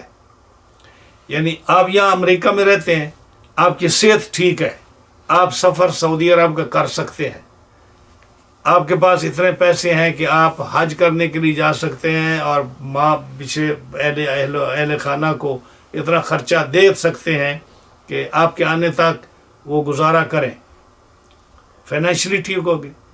ہاں جی، پولیٹیکلی یعنی سعودیہ اور امریکہ کے تعلقات ٹھیک ہیں، ممانعت نہیں ہے وہاں جانے کی، جیسے بعض ملکوں میں نہیں جا سکتے، ویزا نہیں ملتا۔ پولیٹیکلی بھی ٹھیک ہے، آپ ویزا لے سکتے ہیں، فائنینشلی بھی ٹھیک ہے، آپ کے پاس پیسے ہیں، فزیکلی بھی ٹھیک ہے، ہیلتھ وائز کہ آپ سفر کر سکتے ہیں، تو حج آپ پر فرض ہے۔ تو جب یہ تینوں چیزیں پائی جائیں، حج اسی وقت فرض ہو گیا۔ اب امام صاحب کہتے ہیں کہ حج فرض ہو گیا۔ امام شافعی رحمۃ اللہ علیہ دیگر امام کہتے ہیں کہ اگر جب یہ ساری چیزیں پائی جائیں تو آدمی اگر جلدی حج نہ کرے تو گناہ گار ہوگا۔ کیا ہوگا؟ گناہ گار ہوگا۔ اور اسی طرح اگر اب نماز کا ٹائم داخل ہو گیا ظہر کا، حج نماز اس پر فرض ہو گئی، اب جو نہ پڑھے گا تو گناہ گار ہوتا رہے گا، گناہ گار ہوتا رہے گا، گناہ گار ہوتا رہے گا۔ امام صاحب کہتے ہیں نہیں، गुनहगार नहीं होगा। हज फर्ज हो गया, नमाज फर्ज हो गई, ठीक है, लेकिन गुनहगार नहीं होगा। गुनहगार कब होगा? हनफियों के नज़दीक गुनहगार होगा हज फर्ज हुआ उसको 20 साल की उम्र में, यानी उसके पास पैसे आ गए, से ठीक है सब, 20 साल की उम्र में हज फर्ज हो गया। अब वो गुनहगार नहीं होगा, वो उसकी फर्जियत चलती आएगी चलती आएगी चलती आएगी। अब इसने हज किया आकर 60 साल की उम्र में, मेरा मसला गौर से सुनिए, 20 साल की उम्र में फर्ज हुआ, 60 साल की उम्र में आकर हज किया, तो उस वक़्त फ़र्ज़ हुआ, वो चलता आ रहा है, फर्जियत चलती आ रही चलती आ रही चलती आ रही, 60 साल की उम्र में हज कर लिया, फर्जियत पूरी हो गई, कोई गुनाह उस पर नहीं हुआ, क्योंकि उसको ज़िंदगी में एक बार हज फ़र्ज था जो उसने कर लिया। इमाम शाफी रहमतुल्लाह अलैह के नज़दीक 20 साल की उम्र में हज फ़र्ज हुआ, नहीं करेगा तो गुनहगार होगा। हमारे नज़दीक, हनफियों के नज़दीक, वो हज चलता आएगा, अगर 60 साल की उम्र में हज ना करे तो गुनहगार होगा। आप यानी मर गया ना, जब मर गया, इवन 60-70 साल तक भी अगर उसने हज कर लिया, यानी मौत से पहले पहले हज कर लिया, तो गुनहगार नहीं होगा, क्योंकि ज़िंदगी में एक बार हज फ़र्ज था। वो ज़रूरी नहीं कि पहली सात में करे या आखिरी सात में करे। नमाज फ़र्ज थी, 1 बजे नमाज फ़र्ज हुई, 4 बजे नमाज का वक़्त निकल गया, अगर 4 बजे से पहले पहले नमाज पढ़ ली, गुनहगार नहीं हुआ, क्योंकि उसने अपने वक़्त में नमाज पढ़ ली। नमाज का वक़्त कौन सा? 1 बजे से लेकर 4 बजे तक। फॉर एग्ज़ाम्पल, अगर 1 से 4 तक नमाज का वक़्त है, उसने किसी वक़्त भी नमाज पढ़ ली, अहनाफ के नज़दीक गुनहगार नहीं होगा। अलबत्ता अफजलियत है कि फ़लाँ वक़्त में वो तारीफ़ गुजर चुकी कि अफजल कौन सा वक़्त है। इसी तरह इमाम अबू यूसुफ, हनफियों में इमाम अबू यूसुफ रहमतुल्लाह अलैह, आपके नज़दीक है कि हज जल्दी वाजिब हो जाता है, जल्दी अदा करें। इमाम अबू हनीफा के नज़दीक, इमाम अबू यूसुफ के नज़दीक हज जल्दी अदा करें, क्योंकि जल्दी वाजिब हुआ है और पता नहीं, फ़इन्न अहदकुम ला यदरी मा युरज़ु लहू मिन मर्ज़िन औ हाजतिन, उसको मरीज़ हो जाए या कोई हाजत पड़ जाए उसको, वो हज ना कर सके, पैरालाइज हो जाए, गरीब हो जाए, बीमार हो जाए, मौत आ जाए, पता नहीं है, इसलिए जल्दी कर ले तो ज़्यादा अच्छा है। ये इमाम अबू यूसुफ कहते, इसलिए कहते हैं कि वजूब अलल फौर, उस पर हज फौरी तौर पर वाजिब हो जाता है, यानी गुनहगार होगा, जल्दी करे। लेकिन इमाम अबू हनीफा के नज़दीक आप फरमाते हैं कि ज़िंदगी में, पूरी ज़िंदगी में एक बार हज फ़र्ज है, फ़र्ज हुआ 20 साल की उम्र में, 70 साल की उम्र में उसने हज किया, गुनहगार नहीं हुआ, क्योंकि उसने ज़िंदगी में हज कर दिया। हाँ, अगर नहीं करेगा तो फिर गुनहगार होगा। आखिरी मिनट में आकर जब उसकी ज़िंदगी ख़त्म हो जाएगी और हज नहीं कर सकेगा, उस आखिरी मिनट में आकर ये आदमी गुनहगार होगा कि इसने सारी ज़िंदगी गुजार दी और हज नहीं किया। ये इमाम साहब का नज़रिया है कि हज जल्दी कर ले तो अच्छा है, लेकिन अगर आखिरी वक़्त तक ना करे, आखिरी उम्र में आकर कर ले, तो उसका गुनाह जो उस पर नहीं होगा, क्योंकि उसने हज कर लिया। नमाज का भी यही हुक्म है, फ़र्ज़ हुई पहले घंटे में और उसने आखिरी घंटे में नमाज पढ़ दी तो गुनहगार नहीं हुआ। हाँ, अगर नमाज ज़ाया कर दी तो फिर वो गुनहगार होगा। सही, यही वजह है कि ये जो लोग मिनट दाखिल होते ही अजान के लिए खड़े हो जाते हैं, अजान दो, मसले का नहीं पता कि वजह क्या है, लेकिन कहते नहीं अजान पहले देनी, नमाज उसी वक़्त पढ़ दी। हमारे नज़दीक नमाज़ों के औकात मुख्तलिफ हैं, कौन से वक़्त में नमाज अफजल है, कौन सा वक़्त बेहतर है, उसमें नमाज पढ़ो तो ज़्यादा सवाब है। हाँ, अगर जल्दी पढ़ लेता है हमें भी कोई एतराज़ नहीं, लेकिन अगर जल्दी नहीं पढ़ता तो किसी को फांसी के फंदे पर तो न लटकाओ ना कि तुम नमाज क्यों नहीं पढ़ते, जल्दी पढ़ो। नमाज जो है इस 1 बजे से लेकर 4 बजे तक नमाज का टाइम है, किसी टाइम भी तुम पढ़ सकते हो। अहनाफ का ये मज़हब। अगर कोई बंदा यानी जिस पे हज फ़र्ज़ हो जाता है, अलबत्ता यानी 20 साल की उम्र, जैसे आपने फरमाया कि उसके बाद हज फ़र्ज़ हो गया, 30 سال تک پہنچتا ہے، اب وہ فقیر ہو جاتا ہے، تو گناہگار ہوگا. اگر اس کے بعد پھر امیر ہو جاتا ہے جی ہاں جی تو جو اس کی واپس لوٹ آئے گا گناہگار نہیں ہوگا. ٹھیک سمجھ آئی نہیں؟ ٹھیک، اس لیے اگر پہلے حج کر لے تو بہتر ہے. بہتر ہے. گناہگار تب ہوگا جب وہ وقت نکال دے اور نہ کرے. یعنی فقیری میں حج فرض رہے گا اس کے اوپر؟ سوال یہ وہ جو پہلا امیری میں حج فرض تھا نا جی جی تو وہ رہے گا نا، کیونکہ اس نے وہ وقت نکال دیا. ٹھیک اس کو اس وقت کرنا چاہیے تھا. ٹھیک یہی تو امام ابو یوسف کا قول ہے کہ بھئی کوئی پتہ نہیں کہ حالات کیسے ہو جائیں، اس لیے حج جلدی کر لیا جائے. ٹھیک. لیکن امام صاحب کہتے ہیں کہ جب زندگی میں ایک بار فرض ہے تو اب جب اگر وہ کر لے گا آخری عمر میں تو فرضیت تو اس کی پوری ہو گئی، گناہگار نہ ہوا، گناہگار نہیں ہوگا وہ. ابو حنیفہ رضی اللہ تعالی عنہ عن علقمۃ عن النبی صلی اللہ علیہ وسلم الحج مغفور له الحاج مغفور له ولمن استغفر له الى انسلاخ المحرم. امام صاحب حضرت علقمہ سے وہ حضور صلی اللہ علیہ وسلم سے روایت کرتے ہیں. اب یہ دیکھو نا، علقمہ نے حضور کو نہیں دیکھا صلی اللہ علیہ وسلم کو، یا راوی چھوڑ دیا ہے. لیکن جب مطلب اعتماد ہو راوی پر کہ راوی صحیح ہے تو اس حدیث کو آپ ایسا نہیں کہیں گے کہ یہ حدیث یہ قابل قبول نہیں ہے. علقمہ نے حضور صلی اللہ علیہ وسلم سے، یعنی انہوں نے کیا کیا، میرا خیال ہے کہ علقمہ نے اپنے استاد حضرت عبداللہ بن مسعود سے یا عبداللہ بن عباس سے یا کسی صحابی سے لیا ہوگا، ان کا نام نہیں ذکر کیا.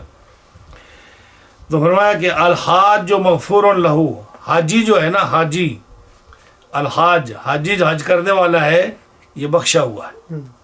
یعنی جو دیگر احادیث آتی ہے نا کہ حاجی جو ہے بخشا ہوا ہے. اور صرف یہ نہیں بخشا ہوا، والا من استغفر، والے من استغفر لہو، جس کے لیے یہ تو استغفار کرتا ہے، یہ دعا مانگتا ہے، ہاں جی، وہ بھی بخشا ہوا ہے. الا انسلاخ المحرم، محرم کے گزرنے تک. محرم کے گزرنے کا مطلب یہ ہے کہ عام طور پر حاجی جو ہے نا حج کر کے محرم کے اینڈ تک گھر چلے جاتے ہیں. تو اس نے کہا کہ گھر پہنچنے تک حاجی جو ہے اس سے دعا کرا لو. گھر کے پہنچنے سے پہلے پہلے جس کے بارے میں دعا کرے گا، استغفار کرے گا، اس کی دعا اس کے حق میں قبول ہوگی. تو اس لیے محرم فرمایا. 2 وجہ، ایک تو یہ کہ جیسے ذوالقعدہ، ذوالحجہ اور محرم یہ تینوں دن اشہر حرام ہیں، تینوں مہینے اشہر حرام ہیں، تو اس لیے محرم کو ان کے ساتھ ملا دیا. دوسری وجہ یہ کہ عام طور پر حج کرنے کے بعد حاجی جو ہے نا واپس جب لوٹتے ہیں تو محرم کے اینڈ تک لوٹتے ہیں. تو اس نے کہا محرم کے اینڈ تک، یعنی مقصد کیا ہے کہ گھر پہنچنے تک حاجی جو ہے جس کے لیے دعا کرے اس کی دعا قبول ہوتی ہے، اس کی بخشش ہو جاتی. حاجی بھی بخشا ہوا ہے، جس کے لیے دعا کر رہا ہے وہ بھی بخشا جاتا ہے. اس لیے حاجی سے دعا کرایا کرو گھر پہنچنے سے پہلے پہلے کہ میرے لیے دعا کرے.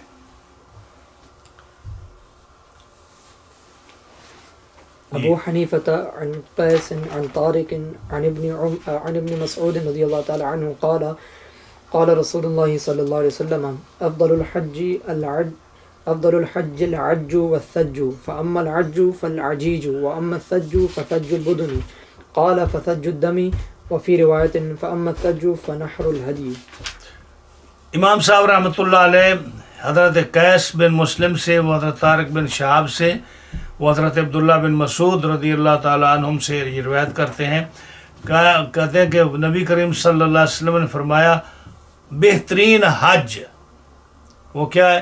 الحج والسج، یہ 2 لفظ فرمائے. بہترین حج یعنی عمل جو ہے نا، حج میں کیا ہوتا ہے؟ عمل ہی ہوتا ہے نا، کام ہوتا ہے. تو کون حج کے اعمال میں سے کون سے افضل اعمال ہیں؟ فرمایا ایک حج ہے، حج، اور دوسرا سج ہے. فاما الحج، حج کیا ہے؟ عجیج. عجیج کیا ہے؟ بلند آواز سے تلبیہ کہنے، ہاں جی، بلند آواز سے لبیک لبیک اللہم لبیک لا شریک لک لبیک ان الحمد والنعمت لک والملک لک لا شریک لک. یہ جتنے بھی جو تلبیہ ہے نا، ہاں جی، یہ لبیک اللہم لبیک لبیک لا شریک لک لبیک ان الحمد والنعمت لک والملک لا شریک لک، یہ جو تلبیہ ہے یہ جتنی بلند آواز سے کہے یہ حج ہے. افضل اعمال، افضل الاعمال، یعنی اس وقت جو ہے اللہ تعالیٰ کی وحدانیت اور اس کے شریک کا انکار کرنا اور اللہ کی وحدانیت کا اقرار کرنا اور بلند آواز سے کرنا، پہاڑوں کو، درختوں کو، ان سنگریزوں کو، اس مٹی کو گواہ بنانا، حاجیوں کو گواہ بنانا، بلندی پر چڑھتے ہوئے کہنا، نیچے اترتے ہوئے کہنا، قافلہ جب ملے تو اس وقت جو ہے یہ تلبیہ کہنا، یہ کیا ہے؟ حج، اور یہ افضل الاعمال ہے۔ صدقہ دینا، نماز پڑھنا، یہ بھی ثواب ہے، لیکن حج میں تلبیہ کہنا، حج کہنا، یہ بہت زیادہ ثواب ہے۔ وسج، اور سج کیا ہے؟ قربانی کرنا، خون کا بہانا، یہ سج۔ فسج البدن، دو معنی ہیں سج کے۔ ایک سج البدن، بدن کو میلا کچیلا رکھنا، بال پریشان رکھنا، یعنی تیل نہ لگانا۔ جب تیل نہیں لگاؤ گے تو بال بکھرے ہوئے ہوں گے نا۔ جب غسل نہیں کرو گے، جیسے گھروں میں تم 2 بوتلیں شیمپو کی لگا کر غسل کرتے ہو، جب شیمپو وغیرہ یا یہ جو کیا ہوتے ہیں 1500 چیزیں آج کل تو ہمیں نام بھی نہیں آتا ان چیزوں کا، جب گھر جاؤ نا، باتھ روم جاؤ تو پتہ نہیں کتنی بوتلیں پڑی ہوتی ہیں اس کی، آج یہ پتہ بھی نہیں ہے ہاں جی کہ بیس لگانا کیسے ہے۔ تو یہ حج میں تو نہیں لگا سکتی، یہ سج ہے۔ یعنی ایک آدمی دیکھے نا، اللہ تعالیٰ نے نعمتیں دی ہیں مسلمان کو، کہ ہم نے بچپن دیکھا غریب ملکوں میں رہے، اور اس وقت بھی پتا تھا کہ نہانے کے لیے جو ہے جو کھالے ہوتے تھے وہاں جا کر نہاتے تھے، نلکے بھی گھروں میں نہیں ہوتے تھے۔ جس گھر میں نلکا ہوتا تھا نا، اس وہ بڑا امیر آدمی ہوتا تھا۔ ایک وہ بھی وقت تھا لوگ نالوں پر جا کر، جو کھالے ہوتے ہیں، دریا ہوتے ہیں، نہریں ہوتی ہیں، وہاں جا کر نہاتے تھے، اور وہ پانی جو پیتے بھی وہ تھے، نہاتے بھی وہ تھے۔ اب دیکھیے اللہ کے فضل سے منرل واٹر پاکستان میں پہنچتا ہے، یہاں تو خیر جو ہے ٹوٹی کا پانی کوئی پیتا ہی نہیں ہے، منرل واٹر پیتے ہیں۔ اور یہ منرل واٹر ہوتا ہے، پھر فریج جیسے آگے جن کے اندر وہ مشینیں لگی ہوئی ہیں۔ یہ جو ہے نا وَلَتُسْأَلُنَّ يَوْمَئِذٍ عَنِ النَّعِيمِ، سورہ کوثر کی، سورہ تکاثر کی آخری آیت، وَلَتُسْأَلُنَّ يَوْمَئِذٍ عَنِ النَّعِيمِ۔ یہ ایک جو تم نعمت استعمال کرتے ہو نا، ہاں جی، کہ شیمپو کی ہو جائے یا منرل واٹر کی ہو جائے یا پانی کی مشینوں کی ہو جائے یا آپ کے انٹرنیٹ کی ہو جائے یا پنکھے کی ہو جائے، ایئر کنڈیشن کی ہو جائے، ہاں جی، جتنی نعمتیں تم استعمال کر رہے ہو، یہ ایک کا یہ آیت کہتی ہے کہ پوچھا جائے گا کہ اگر رب نے تمہیں اتنی نعمتیں دی ہیں تو تم نے اس کے بارے میں اللہ کا کتنا شکریہ ادا کیا ہے، کتنی عبادت کی ہے۔ یہ میری بات جو ہے نا، بات تو میں کر جاتا ہوں، ممکن ہے سننے والوں کو بڑا غصہ لگتا ہوگا کہ مولوی کیا کہتا ہے، لیکن وَلَتُسْأَلُنَّ يَوْمَئِذٍ عَنِ النَّعِيمِ، اس کی تفسیر پڑھیں۔ نبی کریم صلی اللہ علیہ وسلم بھوک کی وجہ سے گھر سے باہر نکلے، کھانا گھر میں نہیں تھا، اور باہر نکلے تو اسی انتظار میں تھے کوئی نظر آئے۔ ابو بکر صدیق نکلے، پوچھا ابو بکر کیسے آئے؟ حضور گھر میں کھانے کا کچھ نہیں تھے اس لیے باہر نکلے۔ جھوٹ تو نہیں بولتے تھے، ہاں جی، ہماری اتنا تو نہیں تھے کہ اندر کچھ اور ہے باہر کچھ اور ہے۔ دونوں کھڑے ہیں، اس انتظار میں کوئی اور نظر آئے۔ عمر فاروق نکلے، ہاں جی، فاروق اعظم آ گئے۔ فاروق کیسے ہے کہ گھر میں کھانے کا کچھ نہیں ہے اس لیے نکلے۔ یہ حالت ہوتی تھی۔ اب یہ تینوں صحابہ، سرکار دو عالم علیہ السلام، حضرت عمر، حضرت ابو بکر صدیق، یہ تینوں جاتے ہیں، ایک صحابی کے گھر جاتے ہیں، وہاں جاتے ہیں تو ظاہر ہے آپ امت کے رسول تھے، امت کے جو تھے سربراہ تھے، آپ کے لیے تو سارے گھر ایک جیسے ہیں۔ تو وہاں گئے تو صحابی گھر پہ نہیں تھے، ان کی بیوی تھی، وہ خوش ہو گئی، سرکار تشریف لے آئے، چارپائی بچھائی، بیٹھنے کی جگہ کی، تو پوچھا کہ آپ کے ہسبینڈ کہاں ہے؟ نام لیا ان کا، مجھے اب چونکہ تیاری نہیں تھی تو بات یاد آ گئی، تو نام ان کا مجھے یاد نہیں، کہاں ہے؟ حضور وہ زمینوں پہ گئے ہیں، تو ابھی آ جاتے ہیں، آپ تشریف رکھیے، ہاں جی۔ تو انہوں نے پیغام بھیجا بھی حضور گھر تشریف لے آئے، جلدی آ جاؤ۔ گھر میں ایک بکری کا بچہ کھڑا تھا، اس کو ذبح کیا، گوشت تیار کیا، گوشت پکایا، پھر کھجوریں آ گئیں، پانی آ گیا. نبی کریم علیہ السلام نے اس حالت میں، یعنی گھر پہ کھانے کا کچھ نہیں، ابو بکر صدیق اور صحابی آئے سب، وہ گوشت جو بکری کا کھایا، کھجوریں کھائیں، پانی ٹھنڈا پیا اور رونا شروع کر دیا. کیا ہوا حضور، کیوں روتے ہیں؟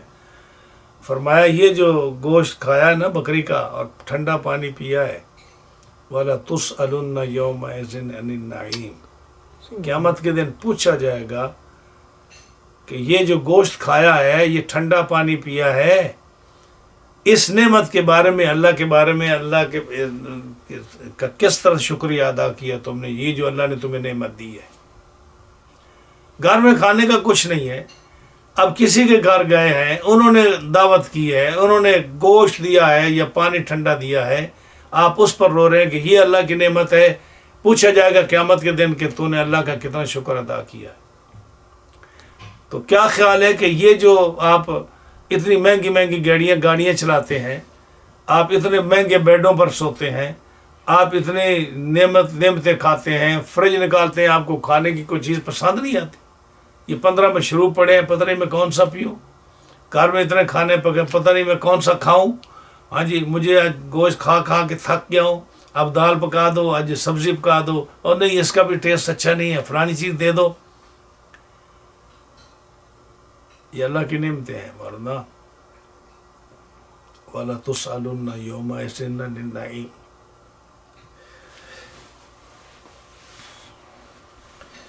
قیامت کے دن پوچھا جائے گا کہ ان نعمتوں کے بارے میں تمہارا کیا خیال ہے، تم نے کتنا اللہ کا شکر ادا کیا، تم کو ہم نے نعمتیں دی.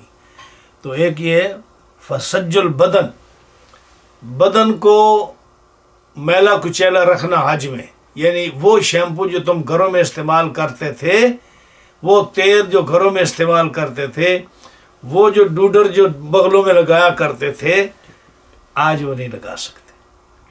ہاں جی، نہیں لگا سکتے. کیوں؟ سج البدن، بال بکھرے ہوئے، کپڑے میلے کچیلے، پسینے سے شرابور، مٹی پر بیٹھ کر، ہاں جی، کھانا مسافروں کی طرح کھا رہے ہو، اور دیوانہ بن کر. حج کیا ہے؟ دیوانہ بن کر. کہ دیوانہ کون ہوتا ہے؟ کبھی وہ بھاگتا ہے، یہاں تو آپ نہیں بھاگ سکتے، گلیوں میں بھاگتے ہو، وہاں بھاگ رہے ہو صفا مروہ کے درمیان. یہاں آپ باہر مٹی پر بیٹھ کر، روڈ پر بیٹھ کر کھانا نہیں کھا سکتے، وہاں آپ ٹیلوں پر بیٹھ کر، رستوں پر بیٹھ کر کھانا کھاتے ہو. یہاں آپ پینٹ کوٹ اور یہ لباس پہن کر پھرتے ہو، یہاں آپ وہ دو چادریں پہن کر آپ دفتر نہیں جا سکتے، آپ نہیں وہاں آپ 2 چادریں پہن کر پھرتے ہو. ہاں جی، وہاں آپ بلند آواز سے کوئی نہیں سن رہا، آپ یہاں بلند آواز سے آپ گلی میں یہ شور مچا کر لبیک اللہم لبیک یہ نہیں کہہ سکتے. وہاں آپ لبیک لبیک کوئی سننے والا نہیں ہے، کوئی بات کرنے والا نہیں ہے، لیکن آپ لبیک اللہم لبیک لا شریک لبیک کہہ رہے ہو. وہاں آپ کو نظر نہیں آتا، آپ ایک دیوار کو روڑے مار رہے ہو، پتھر مار رہے ہو. یہ دیوانوں والی باتیں ہیں نا، دیوانوں والی باتیں. حاجی دیوانہ ہوتا ہے، کسی کی سمجھ میں آئے نہ آئے. مجھے اچھی طرح یاد ہے، میں ایک چینل دیکھ رہا تھا حج کے موقع پر، تو انہوں نے دکھایا کہ شیطان کو کنکریاں مار رہے ہیں. تو یہ جو نیوز کاسٹر تھے نا، یہ اینکر ہنس رہے تھے کہ یہ دیکھو مسلمانوں کا، یہ ہنس رہے تھے کہ یہ کیا عبادت ہے کہ دیوار کو پتھر مار رہے اور کہتے ہیں ہم شیطان کو پتھر مار رہے ہیں. تو یہ دیوانہ ہے مسلمان کہ رب کا جو حکم ہے اس کو وہ مان کر، جو ہماری سمجھ میں آئے یا نہ آئے، لیکن رب کا حکم ہے کہ یہ کرنا ہے. تو یہ دیوانوں کی طرح مسلمان حج کے ارکان پورے کرتا ہے. اللہ کو یہی قبول ہے کہ اب یہ کو نا کسی غیر مسلم نان مسلم سے کہو کہ ہم نہا نہیں سکتے، ہم شیمپو نہیں لگا سکتے، ہم تیل نہیں لگا سکتے، وہ کہے گا یہ کیسا مذہب ہے. لیکن نہیں، نبی کریم علیہ السلام نے فرمایا سج البدن، بدن کو تم سنوار کر نہ رکھو، بال بکھرے ہوئے ہوں، تمہارا تیل نہیں لگا سکتے، نہا نہیں سکتے تم ان چیزوں کے ساتھ، میل کچیل نہیں اتار سکتے تم. یہ سج البدن ہے، یہ اللہ تعالیٰ کے قرب کا سبب ہے. قال فسج الدم، دوسرا کیا ہے سج الدم کہ خون بہاؤ. اس لیے دیکھو کہ کتنے ملینز آف اینیمل جو ہیں وہ سیکریفائز کیے جاتے ہیں, ان کو ذبح کیا جاتا ہے. ہاں جی, کھانے والا کوئی نہیں, لینے والا کوئی نہیں, پکانے والا کوئی نہیں, اور بکروں پہ بکرے, اونٹوں پہ اونٹ, گاؤں پہ گاؤں ذبح کیے جا رہے ہیں. ہاں جی, فرمایا یہ بھی اللہ کے قرب کا سبب ہے سج الدم. ایک روایت میں آیا اما سجو, سج کیا ہے فنہر الہدی, ہدی کا قربان کرنا. ہدی کہتے ہیں جو اونٹ گائے ہے نا, اس کو حج میں ذبح کرنا, اس کا نام ہدی ہے. ہدی قرآن میں آتا ہے نا, یہ حدیث میں ہدی, یہ ہدی کا معنی ہے گائے اور اونٹ کا ذبح کرنا. جی ہاں جی.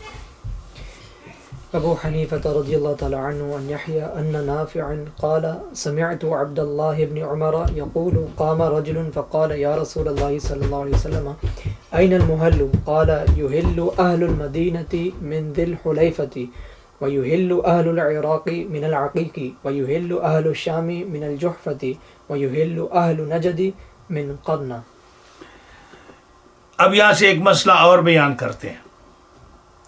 امام صاحب رحمۃ اللہ علیہ ہر حدیث وہ لاتے ہیں جو امام صاحب کے پاس دلیل ہے حنفی مذہب کی. ہاں جی, سننے والوں کو کیا پتا کہ یہ کیوں حدیث لائے, میں بتاتا ہوں کہ کیوں حدیث لائے. مسئلہ اختلاف یہ ہے کہ نبی کریم صلی اللہ علیہ وسلم نے جو ہے اسٹیشن مقرر کی حج کے لیے. آپ جاتے ہو نا تو کہا جاتا ہے جی احرام باندھ لو, نیو یارک سے احرام باندھ لو, کائرو سے احرام باندھ لو, کراچی سے احرام باندھ لو. ہاں جی, کیوں کہ بھئی جب آپ جاؤ گے نا تو جو اسٹیشن میقات رسول اللہ صلی اللہ علیہ وسلم نے مقرر فرمایا ہے کہ اس کے آگے تم احرام کی حالت کے بغیر نہیں جا سکتے. احرام کی حالت میں تم آگے جاؤ گے. اگر احرام کے بغیر تم سادے کپڑوں میں جاؤ گے تو آپ کو ایک دم دینا پڑے گا, قربانی دینی پڑے گی. ٹھیک ہے, تو یہ جو ہے نا میقات, عربی میں اس کو میقات بولتے ہیں, اور اس کا مفہوم ہے اسٹیشن. جیسے اب ہر چاروں طرف سے جو حاجی آتے ہیں نا مکے میں آنے کے لیے, اس کے لیے رسول اللہ صلی اللہ علیہ وسلم نے اسٹیشن بنایا کہ وہ فرمایا کہ سمیت عبداللہ بن حضرت نافع جو حضرت عبداللہ بن عمر کے غلام ہے, وہ کہتے ہیں میں نے سنا عبداللہ بن عمر سے, آپ فرما رہے تھے کہ ایک آدمی کھڑا ہو گیا حضور صلی اللہ علیہ وسلم کی بارگاہ میں اور عرض کیا یا رسول اللہ صلی اللہ علیہ وسلم این المحل. این المحل, محل کہتے ہیں کہ جہاں سے بغیر احرام کے آگے آپ نہیں جا سکتے. محل کون سا ہے؟ یعنی جہاں سے تلبیہ کہنے شروع ہوتے ہیں اور پھر آپ احرام کے بغیر آگے نہیں جا سکتے, وہ جگہ کون سی ہے, محل کون سا ہے؟ اچھا, آپ نے فرمایا یحلو یعنی احرام باندھے مدینے والے ذوالحلیفہ سے. مدینہ پاک سے جو لوگ آتے ہیں نا وہ 3 میل یا 4 میل کے فاصلے پر نا, ایکچولی وہ میرا خیال ہے چند میل ہی تھا پہلے. اب چونکہ سڑکیں بن گئیں, سڑکیں اگر اوپر سے آئیں تو زیادہ سفر ہو جاتا ہے, اندر سے سیدھی جائیں تو تھوڑا کم ہو جاتا ہے, لیکن تقریباً 2-3 میل کے فاصلے پر یا 4 میل کے فاصلے پر نا مسجد ذوالحلیفہ ہے. دوسرا نام ان کا ابیار علی بھی ہے. ابیار علی, ابیار کہتے ہیں کنووں کو, اور علی جو تھے نا حضرت علی نہیں, ایک اور کوئی شخص تھا جس کے نام سے وہ جس نے کنویں بنوائے تھے, تو اس کے نام سے ابیار علی مشہور ہے. حضرت علی نہیں ہے وہ, یہ یاد رکھیے. اور اس کا دوسرا نام ذوالحلیفہ ہے. فرمایا کہ جو اہل مدینہ ہے نا یہ احرام باندھیں ذوالحلیفہ سے, یعنی یہ مسجد نبوی سے بھی باندھ سکتے ہیں لیکن ذوالحلیفہ سے آگے بغیر احرام کے نہیں جا سکتے. اس لیے جو اسٹیشن ہے مدینہ والوں کا وہ کیا ہے, ذوالحلیفہ. وَيُحِلُّ اہل العراق, اور جو اہل عراق ہیں یہ عقیق سے, یہ عقیق جگہ ہے وہاں سے, اس سے آگے بغیر احرام کے نہیں آ سکتے. وَيُحِلُّ اہل الشام, جو سیریا والے ہیں وہ آئیں تو وہ جوفہ سے آگے نہیں جا سکتے. وَيُحِلُّ اہل النجد, اور جو نجد اہل نجد ہیں وہ ریاض والے, وہ جو ذات قرن ہے وہ قرن سے آگے نہیں جا سکتے. اب آگے جو ہے نا اصل اختلاف یہ ہوا کہ ہمارے نزدیک جو اہل عراق ہیں وہ جو ان کے لیے نبی کریم صلی اللہ علیہ وسلم نے جو ہے نا میقات مقرر فرمایا ہے، جو شافعی ہیں وہ یہ کہتے ہیں کہ نبی کریم صلی اللہ علیہ وسلم نے اہل عراق کے لیے میقات مقرر نہیں کیا تھا، کیونکہ عراق جو ہے یہ فتح ہوا ہے حضرت عمر کے زمانے میں۔ جب حضرت عمر کے زمانے میں عراق فتح ہوا تو عراق والے لوگ حضرت عمر کے پاس آئے کہ ہمارے لیے کوئی میقات نہیں ہے، آپ ہمارے لیے کوئی میقات مقرر کر دیں۔ تو حضرت عمر نے کہا کہ ٹھیک ہے، آپ وہاں سے نا احرام باندھا کرو۔ ہاں جی، جب انہوں نے کہا نا وہاں سے احرام باندھا کرو تو اب مشہور یہ ہو گیا کہ یہ حضرت عمر نے اور دیگر صحابہ نے اس پر اجماع کیا اور حضرت عمر کے بنانے سے یہ احرام بنا، لیکن نہیں، ہماری دلیل یہ ہے کہ نبی کریم صلی اللہ علیہ وسلم کی مرفوع حدیث ہمارے پاس ہے جو آگے آ رہی ہے۔ تو نبی کریم علیہ السلام نے اہل عراق کے لیے وہ میقات مقرر کیا ہے، حضرت عمر نے ان لوگوں کو بتایا ہے کہ یہ میقات ہے جو نبی کریم علیہ السلام نے تمہارے لیے مقرر کیا تھا، انہوں نے نیا میقات نہیں بنایا۔ لیکن شافعی یہ کہتے ہیں جو حضرت عبداللہ بن عباس سے مروی ہے یا غالباً دیگر صحابہ سے کہ حضرت عمر نے اپنے اجتہاد سے اور اپنے طور سے وہ میقات مقرر کیا، نبی کریم علیہ السلام نے نہیں کیا۔ لیکن ہمارے پاس حدیث ہے جو نبی کریم صلی اللہ علیہ وسلم نے میقات مقرر کیا، حضرت عمر نے نہیں کیا۔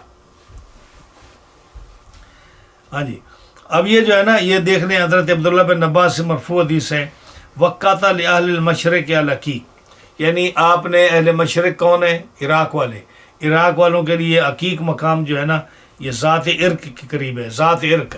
ذات عرق نبی کریم علیہ السلام نے ان کے لیے ذات عرق مقرر فرمایا تھا، تو فرمایا کہ یہ ہے اس کے لیے عراق والوں کے لیے۔ اور مدینہ والوں کے لیے ذوالحلیفہ ہے جو 5 میل ہے مدینہ منورہ سے، 5 میل یا 6 میل ہے۔ اور جوفہ جو ہے یہ یہ مکہ اور مدینہ کے درمیان ہے، یہ مقام ہے یہ ان کے لیے اہل شام کے لیے، سیریا والوں کے لیے۔ ہاں جی، اور قرن المنازل جو ہے یہ ہے اس کے لیے جو طائف سے آتے ہیں ان کے لیے قرن المنازل ہے۔ اور یلملم جو ہے یہ ان کے لیے ہے جو آتے ہیں اس سے کیا نام ہے اس کا، یمن سے ان کے لیے یلملم ہے۔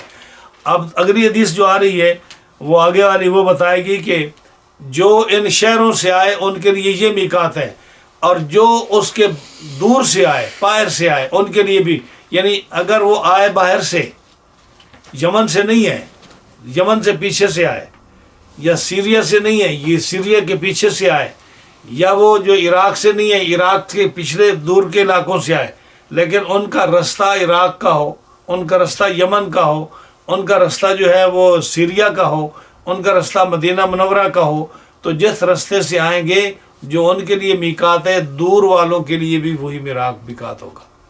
جیسے آپ پاکستان انڈیا سے لوگ آتے ہیں تو آپ نے انڈیا اور پاکستان کا نام تو نہیں لیا، لیکن ہم جس رستے سے آتے ہیں وہ یمن ہے، تو ہمارا میقات کون سا ہوگا؟ یلملم۔ ٹھیک ہے، اگر ہم پاکستانی لوگ پہلے مدینہ منورہ آئے تو ہمارا میقات کون سا ہوگا؟ ذوالحلیفہ۔ کہ جو دور سے آئے لیکن آگے جس اسٹیشن سے وہ گزرے اس کا وہی میقات ہوگا، اور اس میقات سے آگے آپ بغیر نہیں جا سکتے۔ ابھی یہاں ایک مسئلہ اور یاد رکھیے، جدہ جو ہے یہ میقات کے اندر ہے، یہ مسئلہ یاد رکھیے، جدہ میقات کے اندر ہے۔ اب بہت سارے بابو لوگ جو یہاں سے جاتے ہیں امریکہ سے، اب یہ ان کو بڑی تکلیف ہوتی ہے کہ جی ہم نیو یارک سے احرام کیسے باندھیں، بڑے عجیب لگیں گے کہ پینٹ کوٹ ٹائی جو ہے نا یہ پہننی ضروری ہے، ہاں جی، یا سلوار قمیض پہننا ضروری ہے۔ تو یہاں اب جو سارے لوگ ملنے والے یہ دیکھیں گے یار یہ مسلمان کل تک ہمارے ساتھ جاب کرتا رہا، آج کس لباس میں جا رہا ہے، ہاں جی۔ تو لوگوں کو یعنی جب اللہ کے راستے میں جانا ہو تو جہاں سے مرضی احرام باندھ دو، لیکن جب یہ ہو کہ جی یہ لوگ کیا کہیں گے یہ کون سا لباس پہنا ہوا ہے، جب فیل کریں بھائی وہاں تو سارے ایک لباس میں ہو گئے، کوئی فرق نہیں پڑتا، اب یہاں احرام باندھ کر ہم 2 چادریں باندھ کر لوگ کیا کہیں گے، تو کہتے ہیں جی یہاں سے وہاں چلے جائیں تو جدہ سے احرام باندھ دیں گے۔ تو بہت سارے علماء آپ کو ملتے ہیں جو آپ کی مرضی کے مطابق فتویٰ دیتے تھے، تو وہ کہتے ہیں جی کوئی حرج نہیں، آپ جدہ سے احرام باندھ لو. تو یہ یاد رکھیے مولانا، جدہ میقات کے اندر ہے. اگر جدہ میں آپ نے احرام باندھا تو آپ کا احرام نہیں ہے، آپ کو دم پڑے گا، آپ کو دم پڑے گا، ایک قربانی پڑے گی.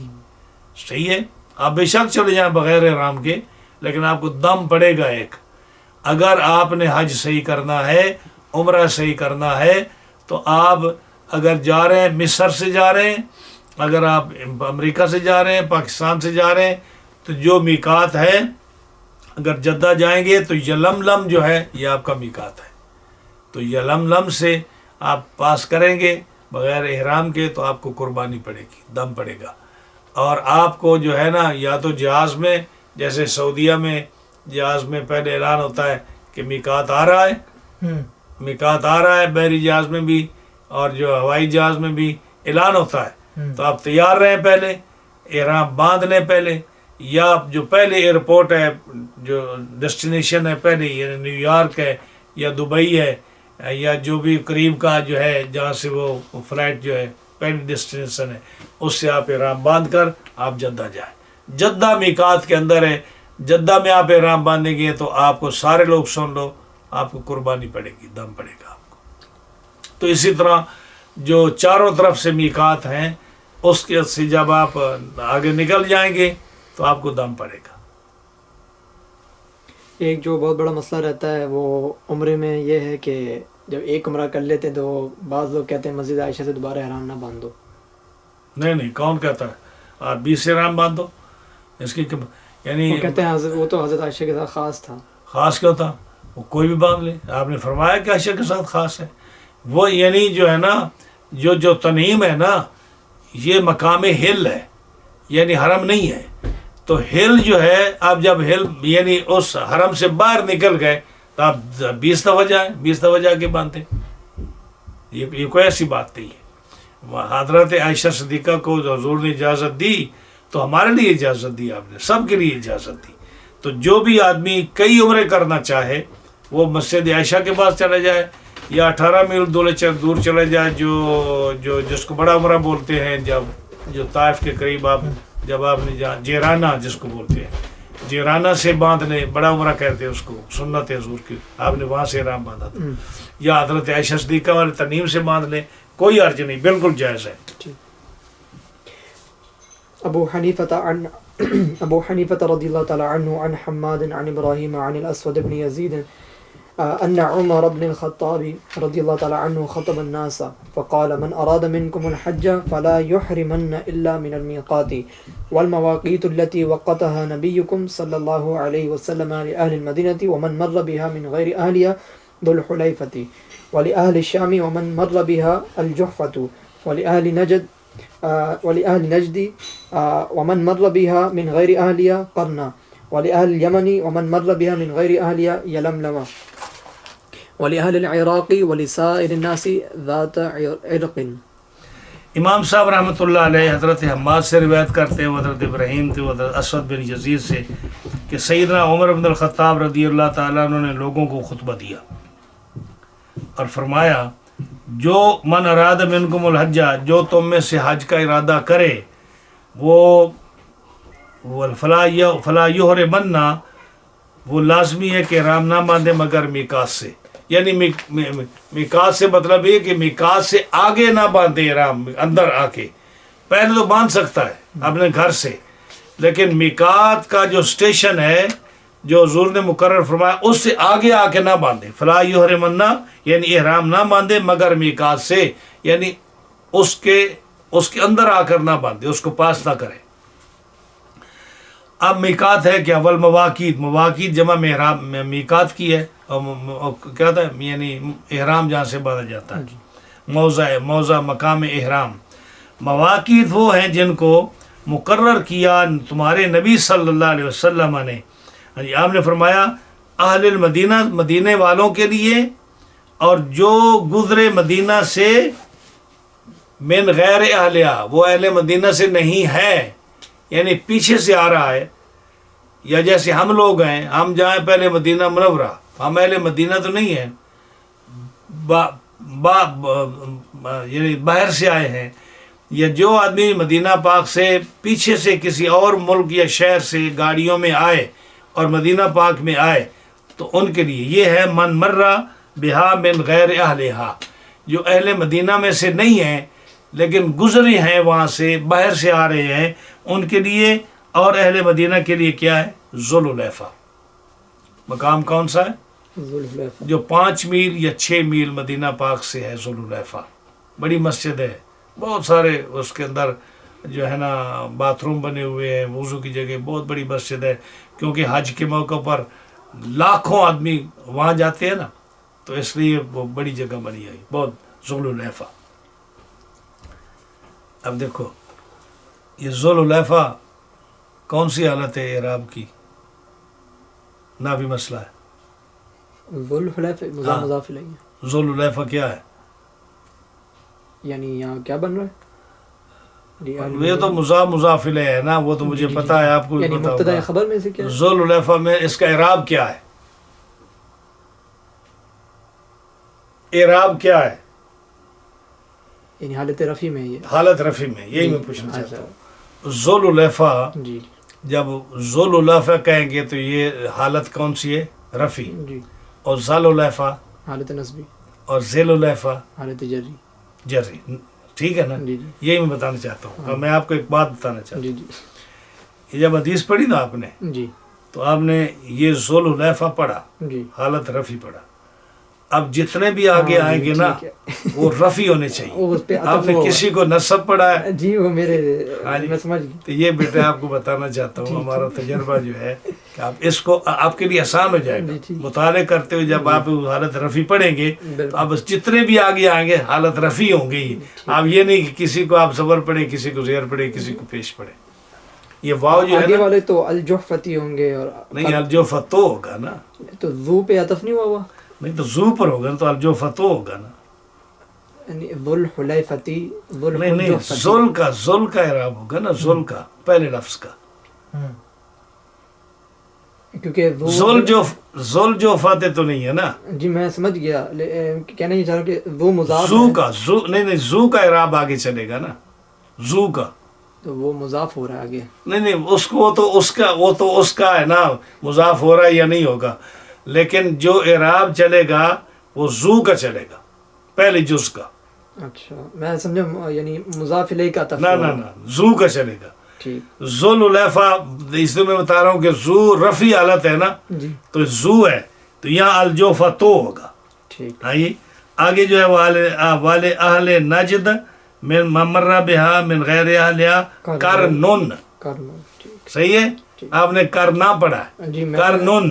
والے اہل الیمن و ممرہ بہا یلملمو، ٹھیک یلملمو۔ ٹھیک، والے اہل العراق والے سائر الناس ذاتو ارکن، آپ تو ذاتو ٹھیک، زو والے رابع، سمجھ آ گئی ہے مسئلے کی؟ ہاں جی، ہاں جی، تو فرمایا کہ جو ارادہ کرے تم میں سے حج کا وہ احرام نہ باندھے مگر میقات سے، اسٹیشن سے باندھے۔ اور مواقیت یعنی اسٹیشن وہ ہیں جن کو نبی کریم صلی اللہ علیہ وسلم نے مقرر فرمایا اہل مدینہ کے لیے، وَمَن مَرَّ بِهَا مِن غَيْرِ أَهْلِهَا، یہ جو باہر سے آنے والا حاجی ہے اگر وہ جو ہے وہاں سے احرام باندھے تو اس کے لیے کون سا میقات ہے؟ ذوالحلیفہ، ٹھیک ہے۔ اور اہل شام سیریا والے جب آئیں گے تو ان کے لیے رستہ اور ہوگا، سیریا والے یا جو اس سے باہر سے آئیں گے، مثلا جو یورپی ممالک سے یا کسی ممالک سے جاتے ہیں لیکن وایا سیریا آئیں گے، جب وہ داخل ہوں گے تو ان کے لیے الجحفہ، یہ جوفہ مکہ اور مدینہ کے درمیان میقات ہے۔ اور اہل نجد ریاض والے جو ہیں اور جو اوپر سے گزر کر آئیں گے اس کی طرف سے آئیں گے، ان کے لیے کرنن، ہاں جی، ان کے لیے کرنن، کرن منازل جس کو بولتے ہیں، کرن منازل، ہاں جی۔ اور یمنی جو اب آئیں گے، یمنی یا انڈیا پاکستان سے جو لوگ آئیں گے جو اس راستے جو وایا جدہ آئیں گے، ہاں جی، اس کے لیے یلملمو، یہ سمندر کے اندر جگہ ہے، ہاں جی، یہ پہاڑ ہے سمندر کے اندر جس کو یلملم بولتے ہیں۔ تو یہ میقات ہے۔ بحری جہاز پہلے آتے تھے نا تو وہاں لوگ وہ جہاز جو تھا اس کے آنے سے پہلے اعلان ہو جاتا تھا، لوگ غسل کر لیتے تھے۔ اب چونکہ ہوائی جہازوں میں سفر ہوتا ہے تو تو جلدی گزر جاتا ہے، لیکن یہ یلملم جو ہے یہ سمندر کے اندر جگہ ہے. اور اہل عراق کے لیے نبی کریم علیہ السلام نے اور سارے لوگوں کے لیے ذات عرق بنایا. تو یہ جو ہے نا، یہ حدیث ہے ہمارے پاس کہ ذات عرق کس نے؟ نبی کریم علیہ السلام نے میقات بنایا. تو جو شافعی کہتے ہیں کہ حضرت عمر نے میقات مقرر کیا اہل عراق کے لیے کیونکہ عراق اس وقت فتح نہیں ہوا تھا، یہ بات صحیح نہیں ہے. ہمارے پاس حدیث ہے کہ نبی کریم علیہ السلام نے ان کے لیے میقات بنایا ذات عرق، نہ کہ حضرت عمر کے اجتہاد اور آپ کے حکم سے ہوا ہے. صحیح ہے جی؟ جی. ہاں.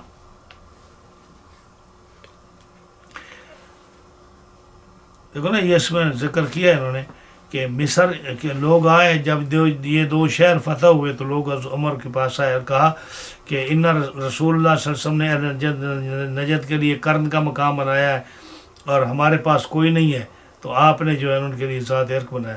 نہیں، یہ حدیث پاک ہے کہ حضور نے ان کے لیے میقات بنایا، عمر نے نہیں بنایا. یہ مسئلہ حدیث لانے کا مقصد یہ ہے کہ حنفیوں کے بعد دلیل ہے کہ نبی کریم علیہ السلام نے اہل عراق کے لیے میقات بنایا ہے، حضرت عمر نے نہیں بنایا.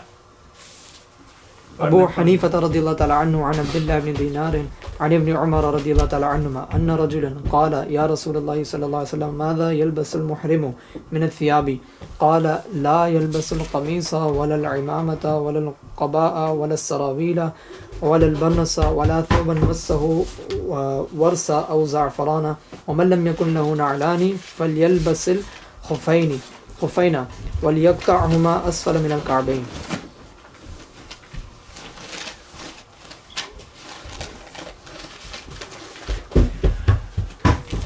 یہاں سے مسئلہ جو ہے نا بیان کہ کون سے کپڑے پہنے جا سکتے ہیں احرام میں اور کون سے کپڑے نہیں پہنے جا سکتے.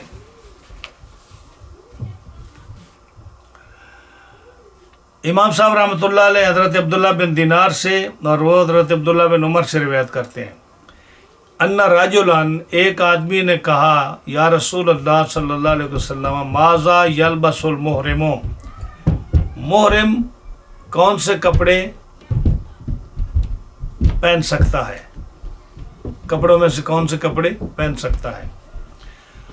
تو آپ نے فرمایا لا یلبس القمیص، قمیص نہ پہنے، پگڑی نہ باندھے، قبا نہ پہنے یعنی جو جبہ یا ہوتی ہے کوٹ کیچکن وہ نہ پہنے، سلوار نہ پہنے، ٹوپی نہ پہنے، برنس ٹوپی نہ پہنے، نہ وہ کپڑا جس کو خوشبو لگی ہو، ورس جو ہوتا ہے نا ایک خاص قسم کی وہ گھاس کی خوشبو ہوتی تھی عرب میں، وہ نہ پہنے، زعفران جس پر لگا ہوا خوشبو رنگ یا وہ نہ پہنے. ومن لم یکن لہ نعلان، جس کے پاس چپلے نہ ہوں تو وہ جس چپلے پہن سکتا ہے نا، جب چپلے نہ ہوں فلیلبس الخفین، وہ موزے 2 پہن لے لیکن ان کو کاٹ لے اسفل من الکعبین، ٹخنوں کے نیچے سے کاٹ کر اس کو چپل بنا لے. اب یہاں جو ہے نا مسئلہ یہ ہے کہ صحابی نے پوچھا یا رسول اللہ صلی اللہ علیہ وسلم محرم کیا پہنے، محرم کیا پہنے. اب دیکھو نبی کریم علیہ الصلوۃ والسلام کی قابلیت اور ماشاءاللہ دیکھو کہ اللہ کے رسول ہے، آپ کا ذہن دماغ سوچ دیکھو کہ یہ تو آپ نے شاید سنا یا نہیں سنا کہ اللہ تعالیٰ نے جتنی بھی مخلوق بنائی ہے ان کا دماغ ایک طرف اور اپنے نبی صلی اللہ علیہ وسلم کو دماغ دیا وہ ان کے برابر ہے، ان سے افضل ہے.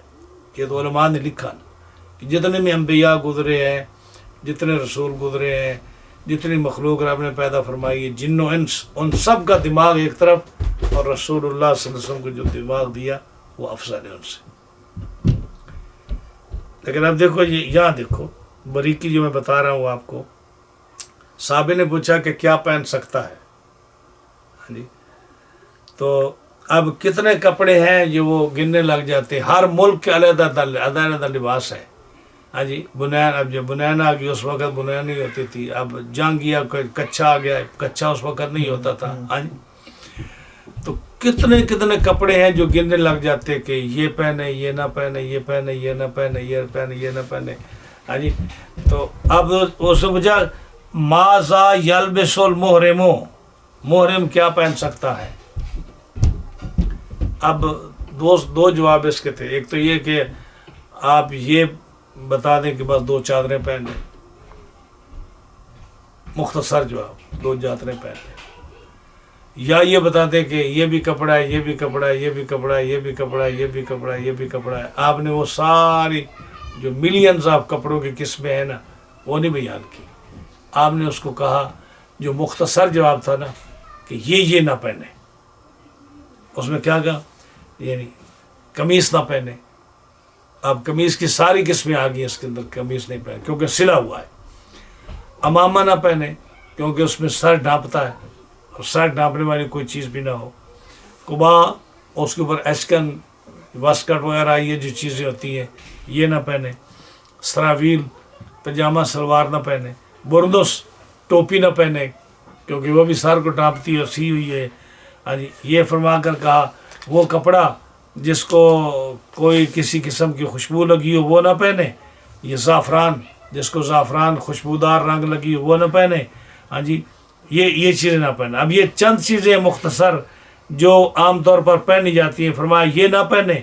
اس کے علاوہ کیا بنتا ہو؟ چادریں ہی بنتی ہیں جو یہ ہے، یا عورتیں جو ہیں اس کے علاوہ جو مرضی پہن لیں. وَمَن لَّمْ يَكُن لَّهُ نَعْلَانِ، جس کے پاس نال نہ ہوں، چپلے نہ ہوں، وہ لے کر نا جو پاؤں کے ہوتے ہیں موزے، وہ لے کر یہ ٹخنوں کے نیچے سے ایسے کاٹ دے نا، یہ ایسے کاٹ دے تو یہ ہڈی ننگی ہو جائے گی. یہ ہڈی ننگی رکھنی ہوتی ہے اور وہ چپل بن جائے گی. تو وہ یہ کر لیں اور بھائی یہ پہن سکتے ہیں. یعنی جو چپلیں وہ یہ ڈھکی نہیں ہونی چاہیے، اوپر کا جو حصہ ہے، یہ جو اوپر والی ہڈی ہے نا پاؤں کے اوپر، یہ جہاں آپ کا ہاتھ ہے یہ ننگی ہونی چاہیے. یہ ننگی جب وہ 2 پٹی والی پہننی چاہیے. وہ ہو یا پورا جو ہے نا اتنا ہو، ٹھیک، یہ کور ہو، مطلب ہڈی اوپر والی ہونی چاہیے. ٹھیک. ایک حدیث اور پڑھیں تو یہ اس کے بعد خوشبو کا مسئلہ آ جائے. ٹھیک. ابو حنیفہ رضی اللہ تعالی عنہ عن عمرو بن دینار عن جابر بن زید عن ابن عباس رضی اللہ تعالی عنہما قال قال رسول اللہ صلی اللہ علیہ وسلم من لم يكن له ازار فليلبس سراویل ومن لم يكن له نعال فليلبس خفین. ہاں، اب یہ مسئلہ ایک اور جو ہے یہ آ رہا ہے کہ حضرت عبداللہ بن عباس سے کہ فرمایا نبی کریم صلی اللہ علیہ وسلم نے جس کے پاس چادر نہ ہو وہ سلوار پہن لے، اور جس کے پاس نعال نہ ہوں یعنی چپلے نہ ہوں وہ موزے پہن لے اور ان کو کاٹ دے جیسے پہلے آیا ہے. اب یہاں سے ایک مسئلہ یہ بڑا عجیب ہے کہ جس کے پاس چادر نہ ہو سلوار پہن لے. ہاں جی، اس کا مطلب یہ ہے کہ وہ آدمی جو معذور ہو چادر باندھنے سے، سمجھ آئی نا یہ بات. یہ نہ کریں کہ جس کے پاس چادر نہیں ہوتی آج ہر آدمی پینٹ اور سلوار پہن کے پھر حج کرنا شروع کر دے گا. مطلب یہ کہ جو نہیں پہن سکتا، چادر نہیں باندھ سکتا کسی مجبوری کی وجہ سے، جو معذور ہے، تو اس کو کوئی آدمی سلوار باندھ دے اس کی تو اس کا حج ہو جائے گا. یہ مسئلہ یاد رکھیے. یعنی کہ یہاں چونکہ وہ ذکر نہیں ہے کہ جو باندھ سکتا ہے نہیں باندھ سکتا، یعنی جو نہ جس کے پاس اظہار نہ ہو وہ سلوار باندھ لے. تو اس کا مطلب ہر ایک کو اجازت ہوگی پینٹ باندھنے کی یا سلوار باندھنے کی؟ نہیں. جو نہ باندھ سکتا ہو چادر، یعنی لچے کے ہاتھ کا اس کے ہاتھ کٹے ہوئے ہیں، ہاں جی، معذور ہے تو چادر تو نہیں باندھ سکتا، تو اس کے لیے کیا ہوگا؟ کوئی آدمی سلوار باندھ لے اور پھر ساتھ پھرتا رہے اس کے لیے. آج کل ایک اور ٹرینڈ چلا ہے جو میں نے بھی دیکھا تھا، وہ چادر، یعنی چادر تو ہوتے ہیں 2 کپڑے لیکن ان چادروں میں بٹن لگائے ہوئے ہیں تاکہ وہ بار بار یوں نہ کرنا پڑے. کوئی تو بٹن لگا دیے یا وہ پنے لگا دیتے ہیں. تو پنے اور یہ بٹن کا کیا حکم ہے؟ ویسے تو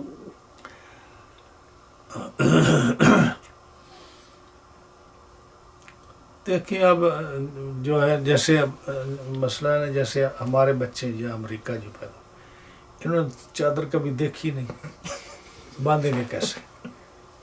صحیح ہے نا.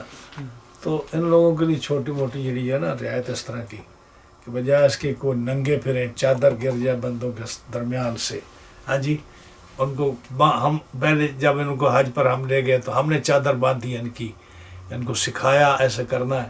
تو بہت سارے بچے ہیں جن کو پتہ نہیں، نئے مسلموں کو ان کا پتہ نہیں ہے، تو یہ چھوٹی موٹی چیزیں ہوتی ہیں نا کہ پنے لگانی یا اس طرح کا کوئی کر دیا تو ٹھیک ہے. قمیض کے حکم میں تو نہیں آئے گا. ہاں قمیض کے حکم میں تو نہیں قمیض آئے گا. کے وہ تو سلے ہوئے حکم میں آتا ہے نا. تو جیسے یہ بیلٹ باندھتے ہیں, ہاں جی, تو بیلٹ بھی تو باندھتے ہیں تو چادر مضبوط ہو جاتی ہے نا, تو اس میں یہ گنجائش ہوتی ہے کہ اس میں پیسے ڈالتے ہیں, پاسپورٹ ڈالتے ہیں, پیپر ڈالتے ہیں.